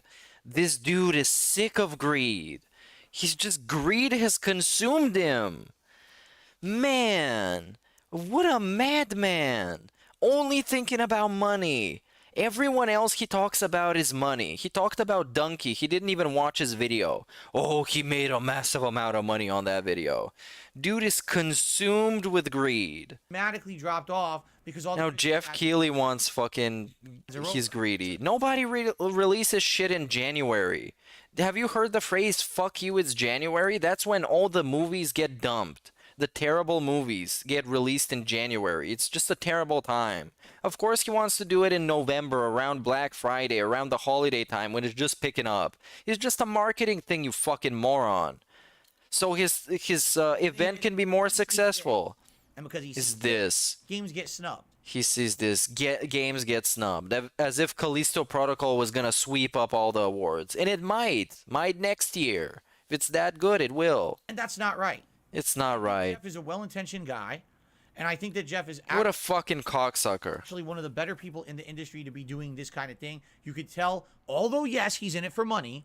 He's in it for money. Passion of loving games. Right, just like Phil, except Jeff is successful because he can actually run a business and has good network connections to the industry, and Phil can suck a bag of dicks. That is something that is rare. In the modern day, so many people are in it for this, but not because they actually like what they do as well. You can tell. Hey, big ups King of Prominence for 9 months. He's the guy that misses work lotto pool and it hits. He is that guy, man. He's that guy. Sadly. You can watch how excited he gets when he talks about the big games. You can see it in his eyes. You can see him get animated when he's talking and he's presenting. He loves it. He loves it. Good thing. I think he's actually a well-intentioned guy. Okay. That's why I don't have a problem with Jeff Keighley. The problem is when you're snubbing games because of this. I don't agree with that at all, and I think it has to change. But at the same time, they're snubbing games that haven't even released. I don't know, man. Maybe they should release their games earlier. Maybe Callisto Protocol should have come out in November if it mattered so much to them. Maybe, because that game is already gold. That game is already made. Why hasn't it come out yet? Sides of the equation. If it really is the only way that he can... Kind of makes it seem like it's their fault. And they don't really care about fucking Game of the Year's arbitrary award for a good game. Really make the Game Awards huge. Go fuck yourself, DSP. All these fucking dog shit opinions. And then he started off this segment by saying that Game of the Year's is just Jeff Keighley's award that a bunch of game journalists give out. And you said that fucking game journalists don't even care about the games, right? They were just judging based on the themes and the emotions and the messaging.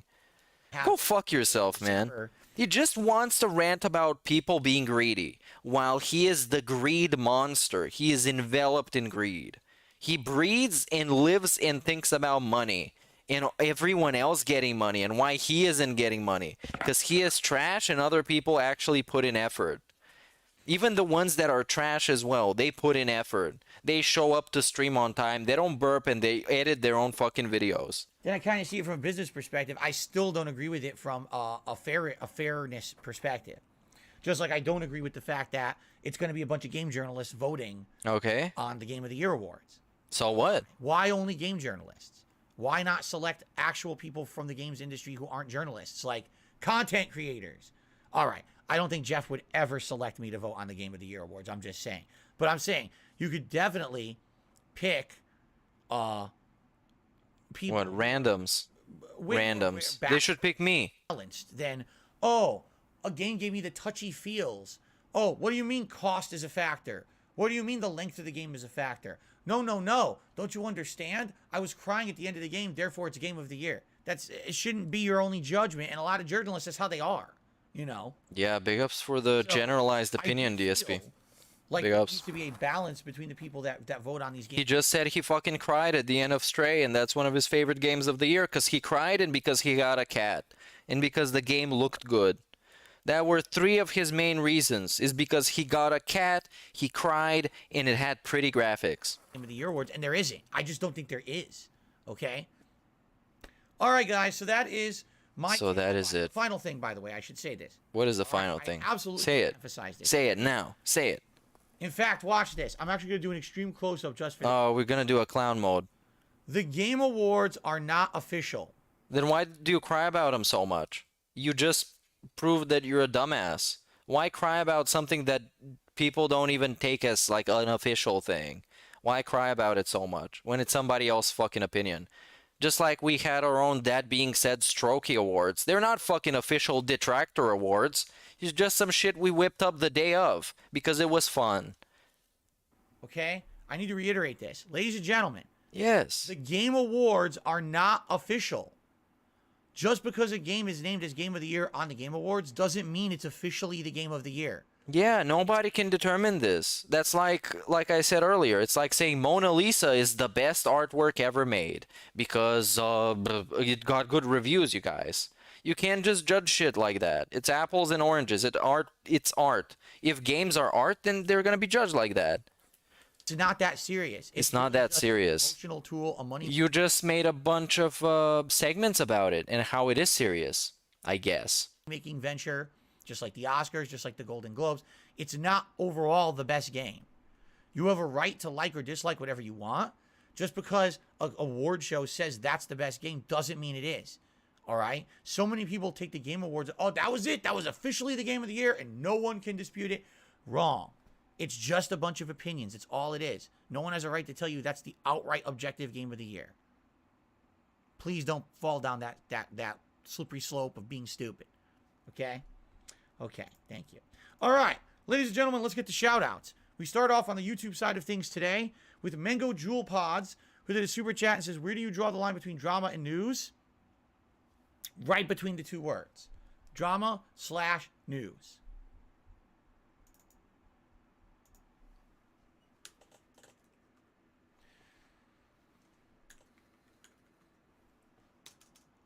But anyway, with a more reasonable take on that answer, sometimes drama is news if it's really what everyone's talking about. What? Like, for example, Sonic Frontiers comes out. It's the best reviewed Sonic game in a decade. Oh, go fuck yourself, dude. You didn't even watch that video. Go fucking shoot yourself. Okay? Found out. Go fuck yourself with these stupid ass opinions. Wait, what? Trying to drudge it. Even that's drama, you could say Phil has become way too e-begging in the last... Oh, we're talking about e-begging again. And you show examples of that. Right? Even that's drama, you could still kind of consider that news coverage because it's something public-facing. It's something to happen. Okay? Drama will be like behind-the-scenes shit that's no one's business, and now you're trying to drudge it up to try to get attention for yourself. You know what I'm saying? Attention for yourself? I found out that this secret thing about Phil behind the scenes has nothing to do with his content, but it's his personal life, and I drudged it up. Like what? Here's something, dramatic. That's different. So, you know what I mean? Like, it's the difference between front page newspaper news or fucking tabloid news. You see the difference? Although there's always going to be a different definition for everyone. A lot of those fucking tabloid publications actually think they're legit news. But this is a discussion for another day. Thank you for the super chat. Japupu. Japupu has done a 10 euro super chat. Thank you to Japupu for the latest super chat. I appreciate that. Japupu. I like saying your name. All right, fantastic. We get to skip through this. Sonic hat for the rest of the stream. And we're begging for a hat. Someone was thinking of supporting the stream. We're urging. This is not e-begging. This is urging. Stream with tips. Do it sooner rather than later. Last time we played Sonic Frontiers, we hit this last minute, and I put it on for only like 5 minutes. It sucked. We didn't have enough time with it, right? Oh, it sucked. You didn't get to look at me wearing this stupid hat for longer. So it'd be now pay up earlier, you asshole. Great to hit this sooner so we could actually have the Sonic hat for a longer period of time. Fair enough. And I'm only wearing this for Sonic Frontiers. Then it goes back into retirement until the next Sonic 3D game in another 10 years or whatever, how long it is. Okay? All righty. Tips. Let's get started. Here we go. Ooh, hold on. Click. What is going on my touchpad? Please work. Okay. Let's see here. Our first tip of the day. Skip. You play games that we want. I feel like it would be a positive growth on your channel. That's some bullshit. Right? It's really disgusting. What? I think it's beneficial the more for you, and I think it'll bring in more of an audience. So. Oh, if only he could mute the microphone, man. Anyway, so what this person is saying, this is in regards to what we were talking about earlier when I was saying, gee, what game should I play in the next week? And I was like, it seems like the vast majority. Oh, so you already repeated this bullshit, so we get to skip it. I think I had a It's better fantastic. one, though. Was it this one? No. No. It's none of them. None of them are good. You want to know what the truth? Pokemon is one of the best, most chill streams that I do. Yeah, because you got paid for people to name Pokemon. That's why you love it so much. Because $20 per Pokemon. The course of action we're going to take. What are we? Is okay with Pokemon. Cool. Oh, they're doing a discussion now. Snow Carl asked the following: where do you see yourself privately and professionally in 5 years' time? In the trash. Privately. In both aspects, in the trash. And professionally. In the trash. Or in the toilet. What it? Bro, you know what this means. You literally know what this means. You just want to get your fix off of bullying Snow Carl and getting money off of it. You know what this means, DSP. You know. You know what he means. Why you gotta act like you're a fucking caveman? Or you're really that stupid? We're confused. Privately and professionally. Like, huh?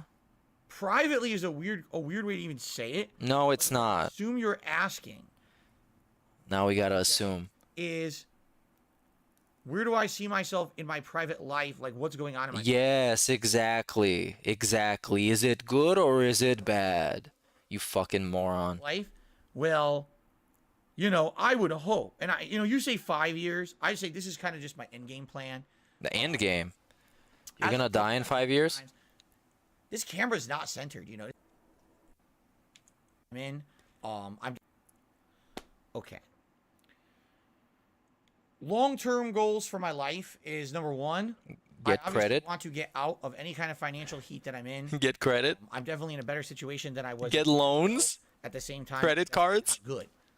There's many weeks when I'm living literally paycheck to paycheck, stream to stream, you know, and it's tight, and it's all the time. It's tight. I'm going to try to stop mentioning that to you guys and stop with the e-begging so much. I love this arc. He said e-begging like 3 times today. This is more than he said it in the last like 5 years. I think I've made good strides with that in the last week and a half, 2 weeks. At the same time, He's a rehabilitating e-beggar. Guys, I'm trying to get off the habit, but it's really hard, man. yeah, it's still bad. Like, you know, Still bad. I get the urge. I get the shakes. I get the, I get the chills. I get the withdrawal. This is one of those weeks where things are incredibly tight, and I'm hoping I have enough money for my day off this week.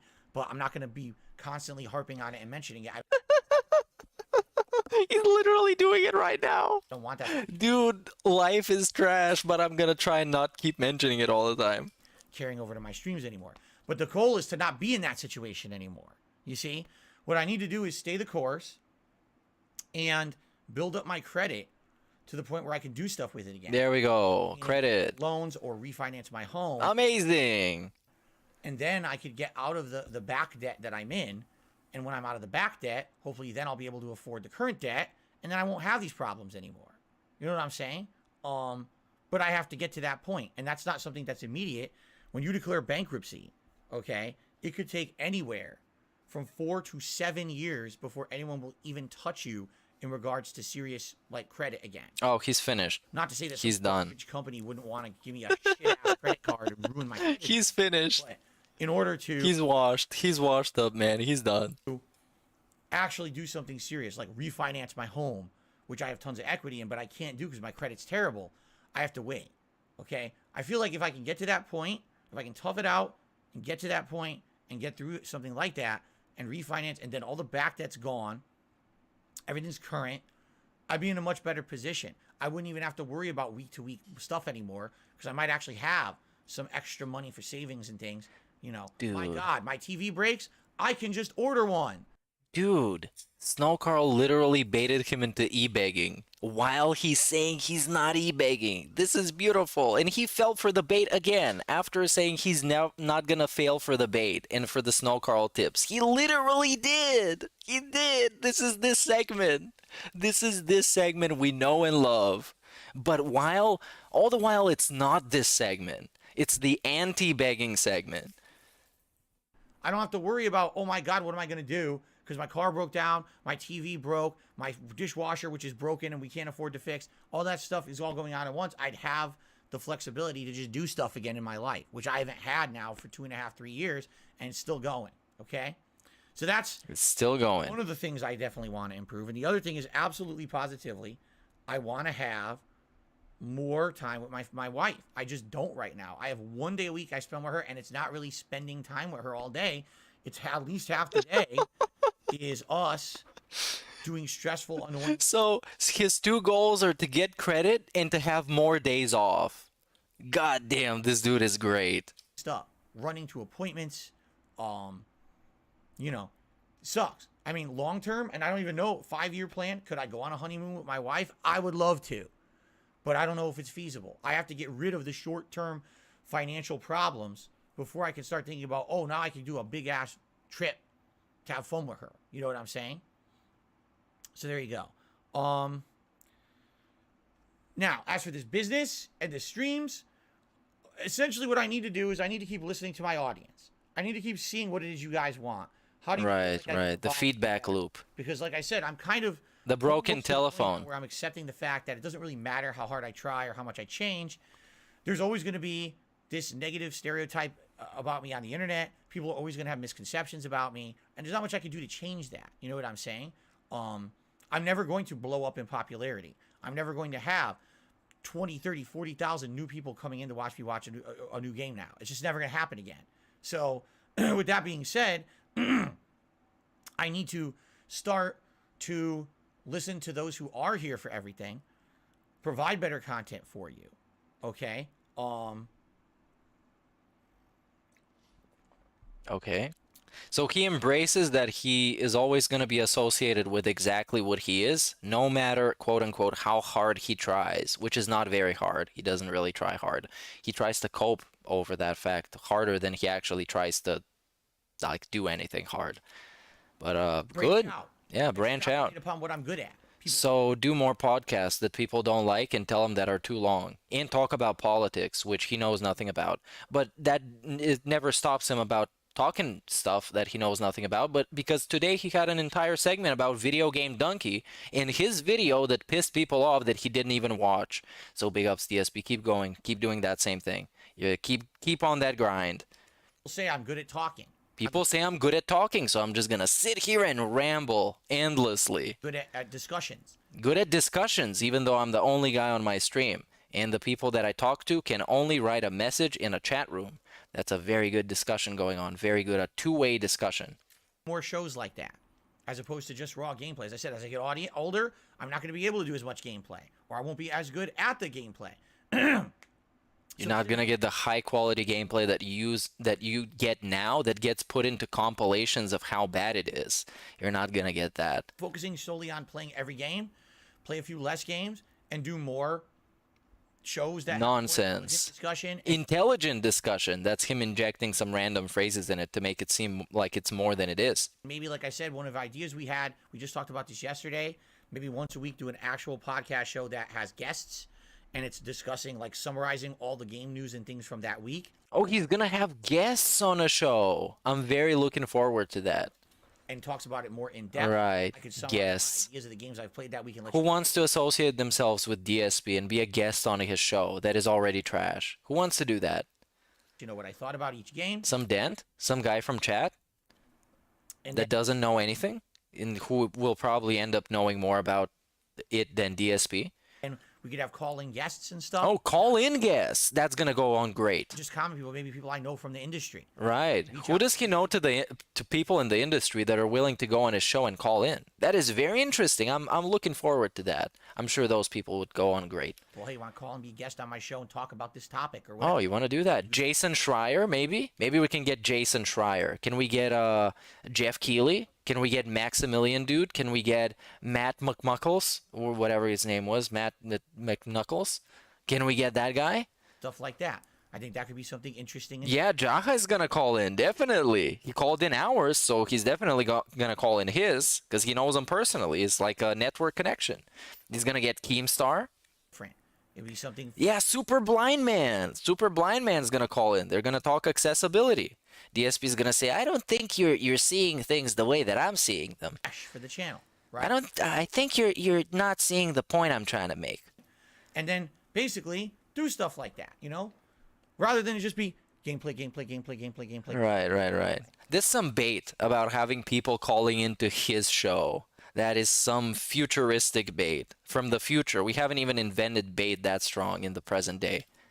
Right? If anything, this year. Yeah, maybe Rich. Maybe Rich is gonna call in. Rich is gonna call in. Valued member, former member of the channel, and valued whatever he is now. YouTuber that DSP called a loser yesterday. We are yet to watch this clip. I'm probably gonna watch this clip later because I promised I was gonna do it. Here, the React content, reacting to documentaries, reacting documentary reactions has been a success. Very good. In general, there's some things like reacting to the live events didn't really catch on, but reacting to other style content absolutely did, and you guys liked it. So I see no reason.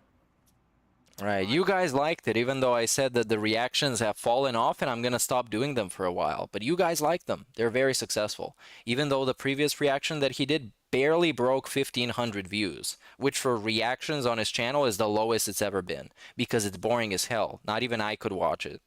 Yeah, I would not do that. Okay? Keep that up. All right. So I hope this is a general answer. I don't want to go too far into depth because I don't want to spend 40 hours answering that question. Thank you, Snow Carl, for the tip. Yeah, big up Snow Carl. That was a great segment. We got some nonsense and some empty promises that are probably never going to be realized. But it's still something. It's still something. Okay. All right, Jade. I'll see you tonight for Call of Duty. Sounds good. Relax, man. Feel better. You got a double vaccination. You probably feel like crap. Oh, wow. That's tough, man. Did you get one in each arm? Oh, my God. What? Dude, that's terrible. Because imagine if both of your arms are sore and you can't even, like, lay down. You have to lay flat on your back like this with fucking pillows on your side. Why'd I do this to myself? But at least you're vaccinated. Right. Jeez, Jade, I'm sorry, man. I hope you feel better, really. That's terrible. Yeah, dude, that's terrible. All right, guys. Is that it? Is that it? I think it is. I think you... Oh, all he got was 5 from one guy. Dude. For what? He might need to beg today. He got one tip that is $5 from an anonymous dude. So this is very slow so far. Very slow style stream. I cannot wait. He can't wait. For the special holiday stuff that I'll be doing next week. In fact, I have a very special message. We're going to skip that. Haha, not going to give you the pleasure. Okay. Let's swap over.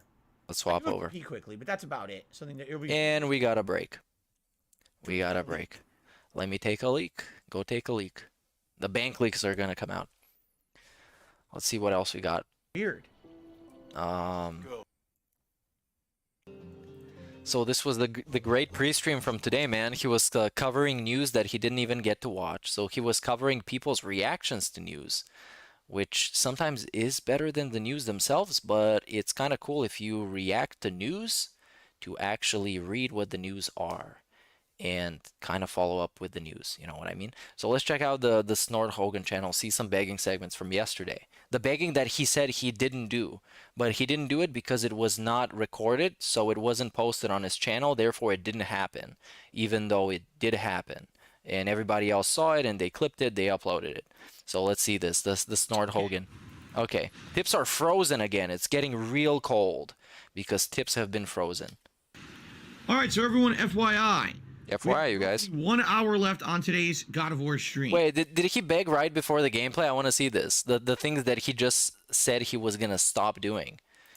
He admitted, dude, I'm going to stop doing this. By the way, please tip me. Another one of the thrones. Let's see here, right before he starts the gameplay, right? Is it before or after the break? His podcasting skills are flawless. How is his channel dwindling? This is quality content. When he does the he whisper, he is very nervous. Tick.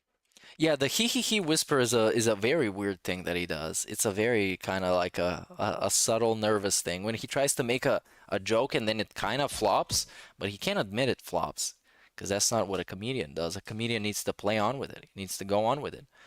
Big ups Yosef for the super chat. And why is that channel failing? Because it's dedicated to a very small but very loyal and wealthy audience.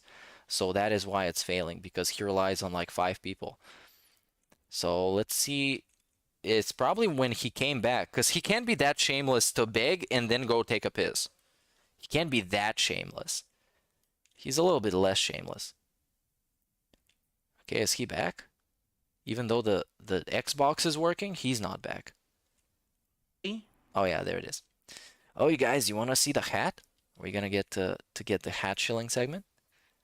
Yeah, you know this hat is All right. all right. Hey, everyone, are you ready? I don't know if you guys are ready. I'm definitely ready for. Oh, he is ready. I don't know if you guys are ready for this. I think you guys need to get yourselves ready. All right, you need to prepare. You see. Big? Big, perhaps? Adjusting that camera. Trying to work towards freeing Nook, one of my viewers, that if basically you don't find a way to get it back by yourself, that essentially you will have a mission. Okay, here we go. Okay, so he started the gameplay, so basically he didn't beg here. Because if there was a beg, it would be unrecorded. Oh, it was right before the break. So he was that shameless. Damn this man. He is that shameless. He's gonna beg and then go take a piss. Because it made me realize that I was doing a very wrong thing, and I needed to stop. Oh wait, yeah, it's the anti-beg. It's saying I'm not gonna beg because I realize it's bad. He has to say. Hold on. I don't. And this is an unrecorded segment as well, because this is not recorded for his videos. It's very curious about that. Time. At the same time that was happening, right? Stuff in the short.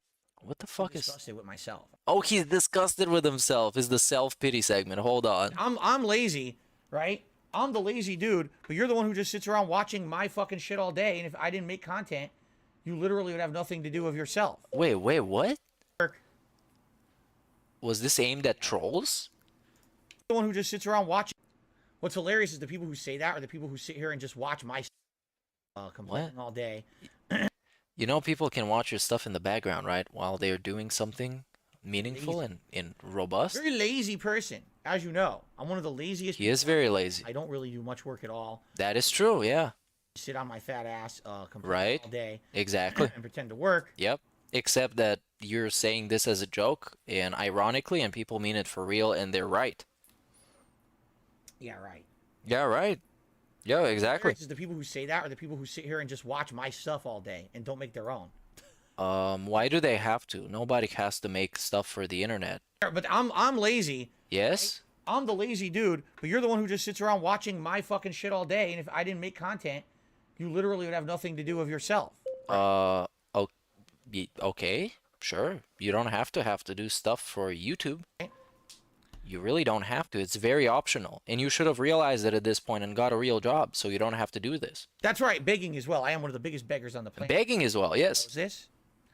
You know, I would agree with you if you were talking about me a couple weeks ago, because I was pretty bad. Oh, he has changed. Now, this is the saga. I was pretty bad, man. I was down a bad path with that begging.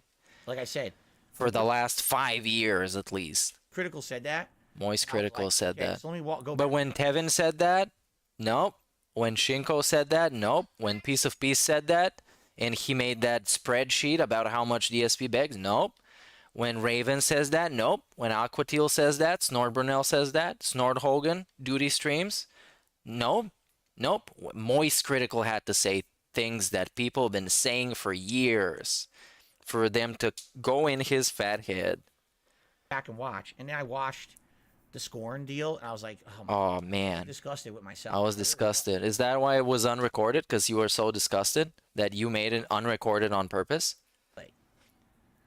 And it sucks because, I mean, obviously I did it for a reason. I was acting like that for a reason. Like I was really scared about stuff in the short term. Right. So it's excuses, though.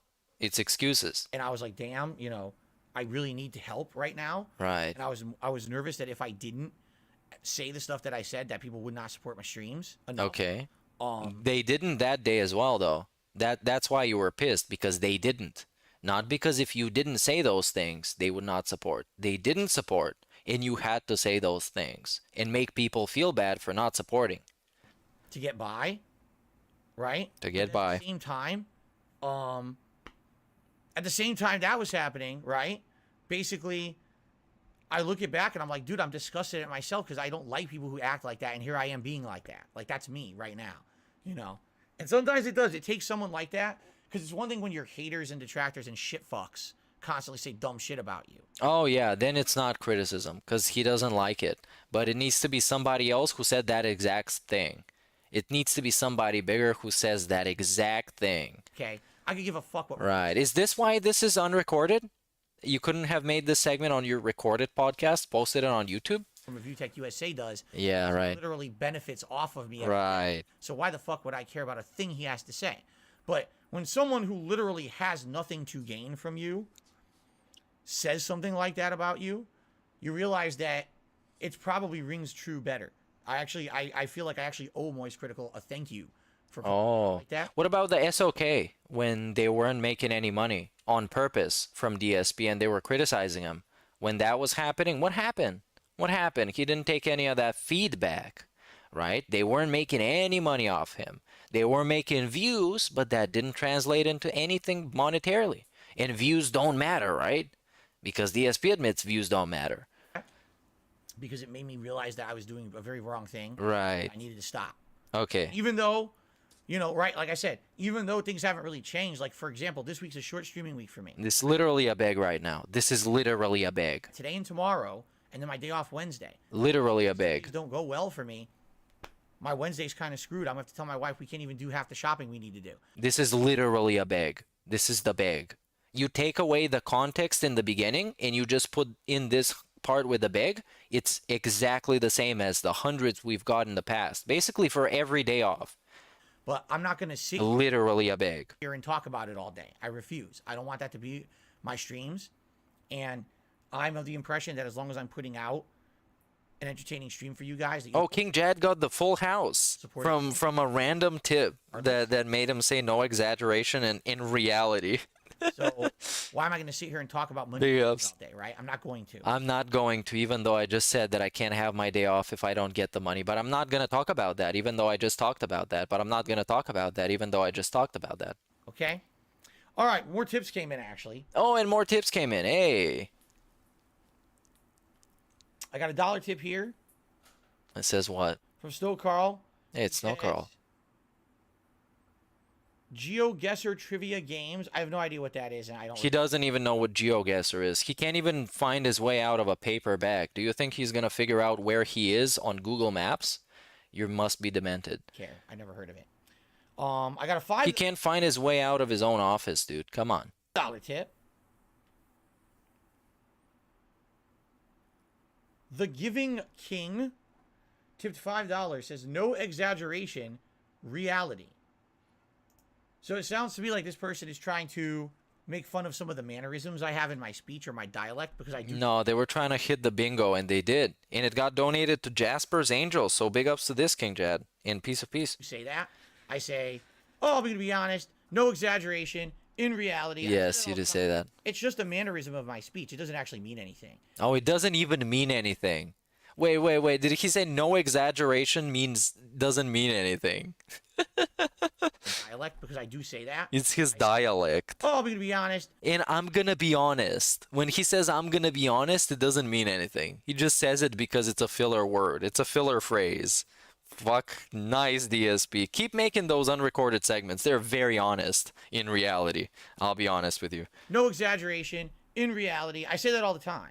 It's just a mannerism of my It's just a mannerism. I'm not saying I'm actually going to be honest. Sometimes I say I'm going to be honest and then I'm bullshitting you. But that's just how I talk. It doesn't actually mean anything. Come on. It's just something that I tend to say. Yeah, I just tend to say those things. It's just, or, by the way, let me play the animation. Either for emphasis, because I think that when I say that, people may pay attention a little bit more. Or, because my mind is trying to calculate the next thing that I'm going to say. And it needs a filler. You're so good at public speaking that you don't even know your next move. Fantastic, DSP. We're freestyling.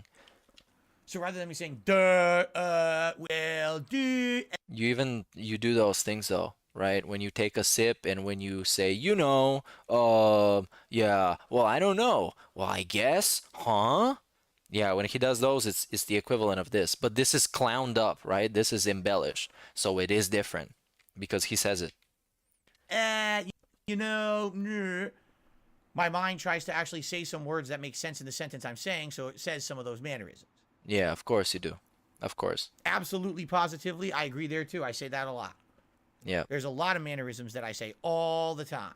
So if you take all of these away, then he uses like 50 words in total. If you take all the mannerisms that are filler words. And his pre-stream would be like 10 minutes long, because he would actually get to the point. I like that I actually look forward to someone saying all day, because it's kind of something that makes me feel at home. What? You love my mannerisms? Some people love mannerisms, some people hate them. Yeah, because you use them too much. Okay? Give me like 2 minutes to use the restroom. I'll be right back, and then we're gonna jump right into something. Oh, fantastic! That no beg segment was great. Thanks for recommending it, whoever it was. Cause it's like, damn, man, damn. This was, I'm not gonna beg. I'm really ashamed of begging, but this week I don't even know if I can have the day off, man. I don't even know. And then tips come in. What is goddamn? What is goddamn? Damn, dude. Goddamn, dude. At this point, I'm just not going to pay attention to you anymore. Oh yeah, this is him talking to dollar tip and never read your message ever again because you're an idiot. He did it today, by the way, and he gave him one of the biggest shout-out segments about talking about 5 years in the future and what his plan was. This is him talking to Snow Carl. Fantastic segment. Fantastic segment. So we got the Snort Hogan unrecorded beg. I didn't watch that one. All right, tips have been frozen. We go back to the frozen land. It's very cold. Put on a vest. Let's see this.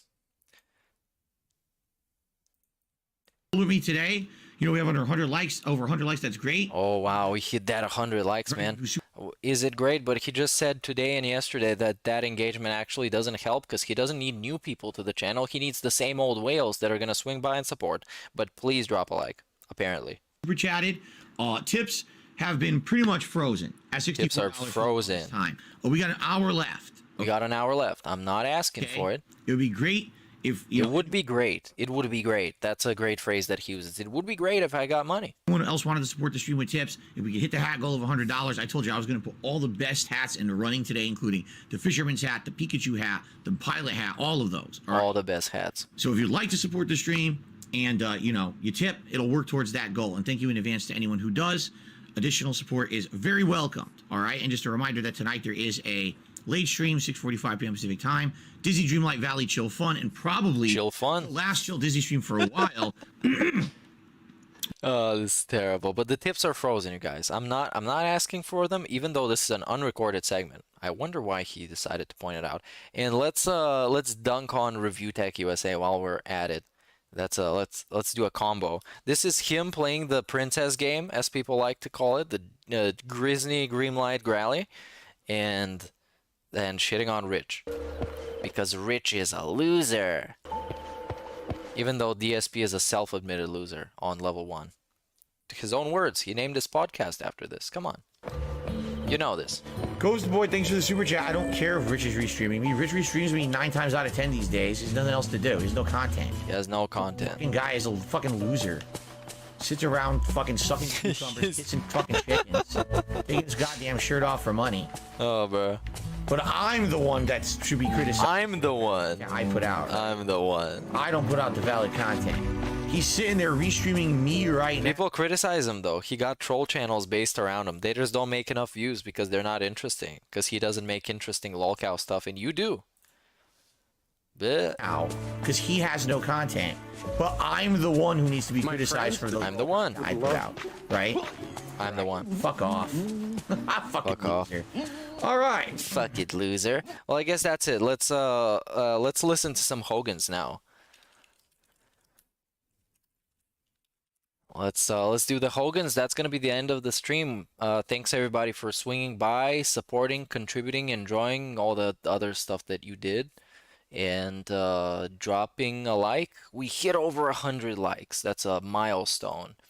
So we're gonna bring in even more shithead trolls to this stream, who are gonna shit on Phil. We're gonna perpetuate the toxicity.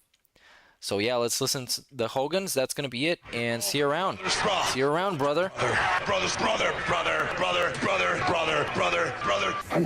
I'm telling you, I did spend money on mobile games in the past. I admit it. That's how I know how addictive they can be. That's how I know how bad they are for people to get caught in that kind of addictive nature. I remember playing, and there was an event. The Hulk Hogan card was in it, right? It was a legendary old school back in the day 1980s Hulk Hogan card. We've been hanging and banging, brother. Spending all my money on this Hogan. Keep spending.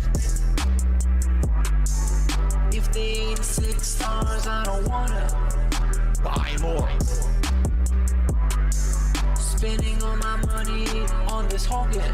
Oh, play for 2 more hours. You ran out. Buy more. If it ain't 6 stars, keep spending. If it ain't 6 stars, I don't want it. All these pulls, yeah, I'm about to bust. Spending all my money on these Hogans like I'm Elon Musk. Ridiculous amounts of money. I know it was. It was probably hundreds of dollars for this event. I earned the car. Spending all my money on this Hogan. Keep spending. I earned the car. If they ain't 6 stars, I don't wanna buy more. Spending all my money on this Hogan. Oh, play for 2 more hours. You ran out. Buy more. If it ain't 6 stars, keep spending. If it ain't 6 stars, I don't want it. I earned the card, right? I'm like proud of myself. Oh my god, I actually earned this card, and wow, it was very hard to do. I'm one of the few people in the game who even earned it. I think it was only like 20 people in the whole game who had the card or whatever. Okay? And I can tell you exactly what happened. Immediately after I earned that card, within 1 week they announced we were rebooting the game. The card is now going to essentially be way reduced in value. We've been hanging and banging, brother.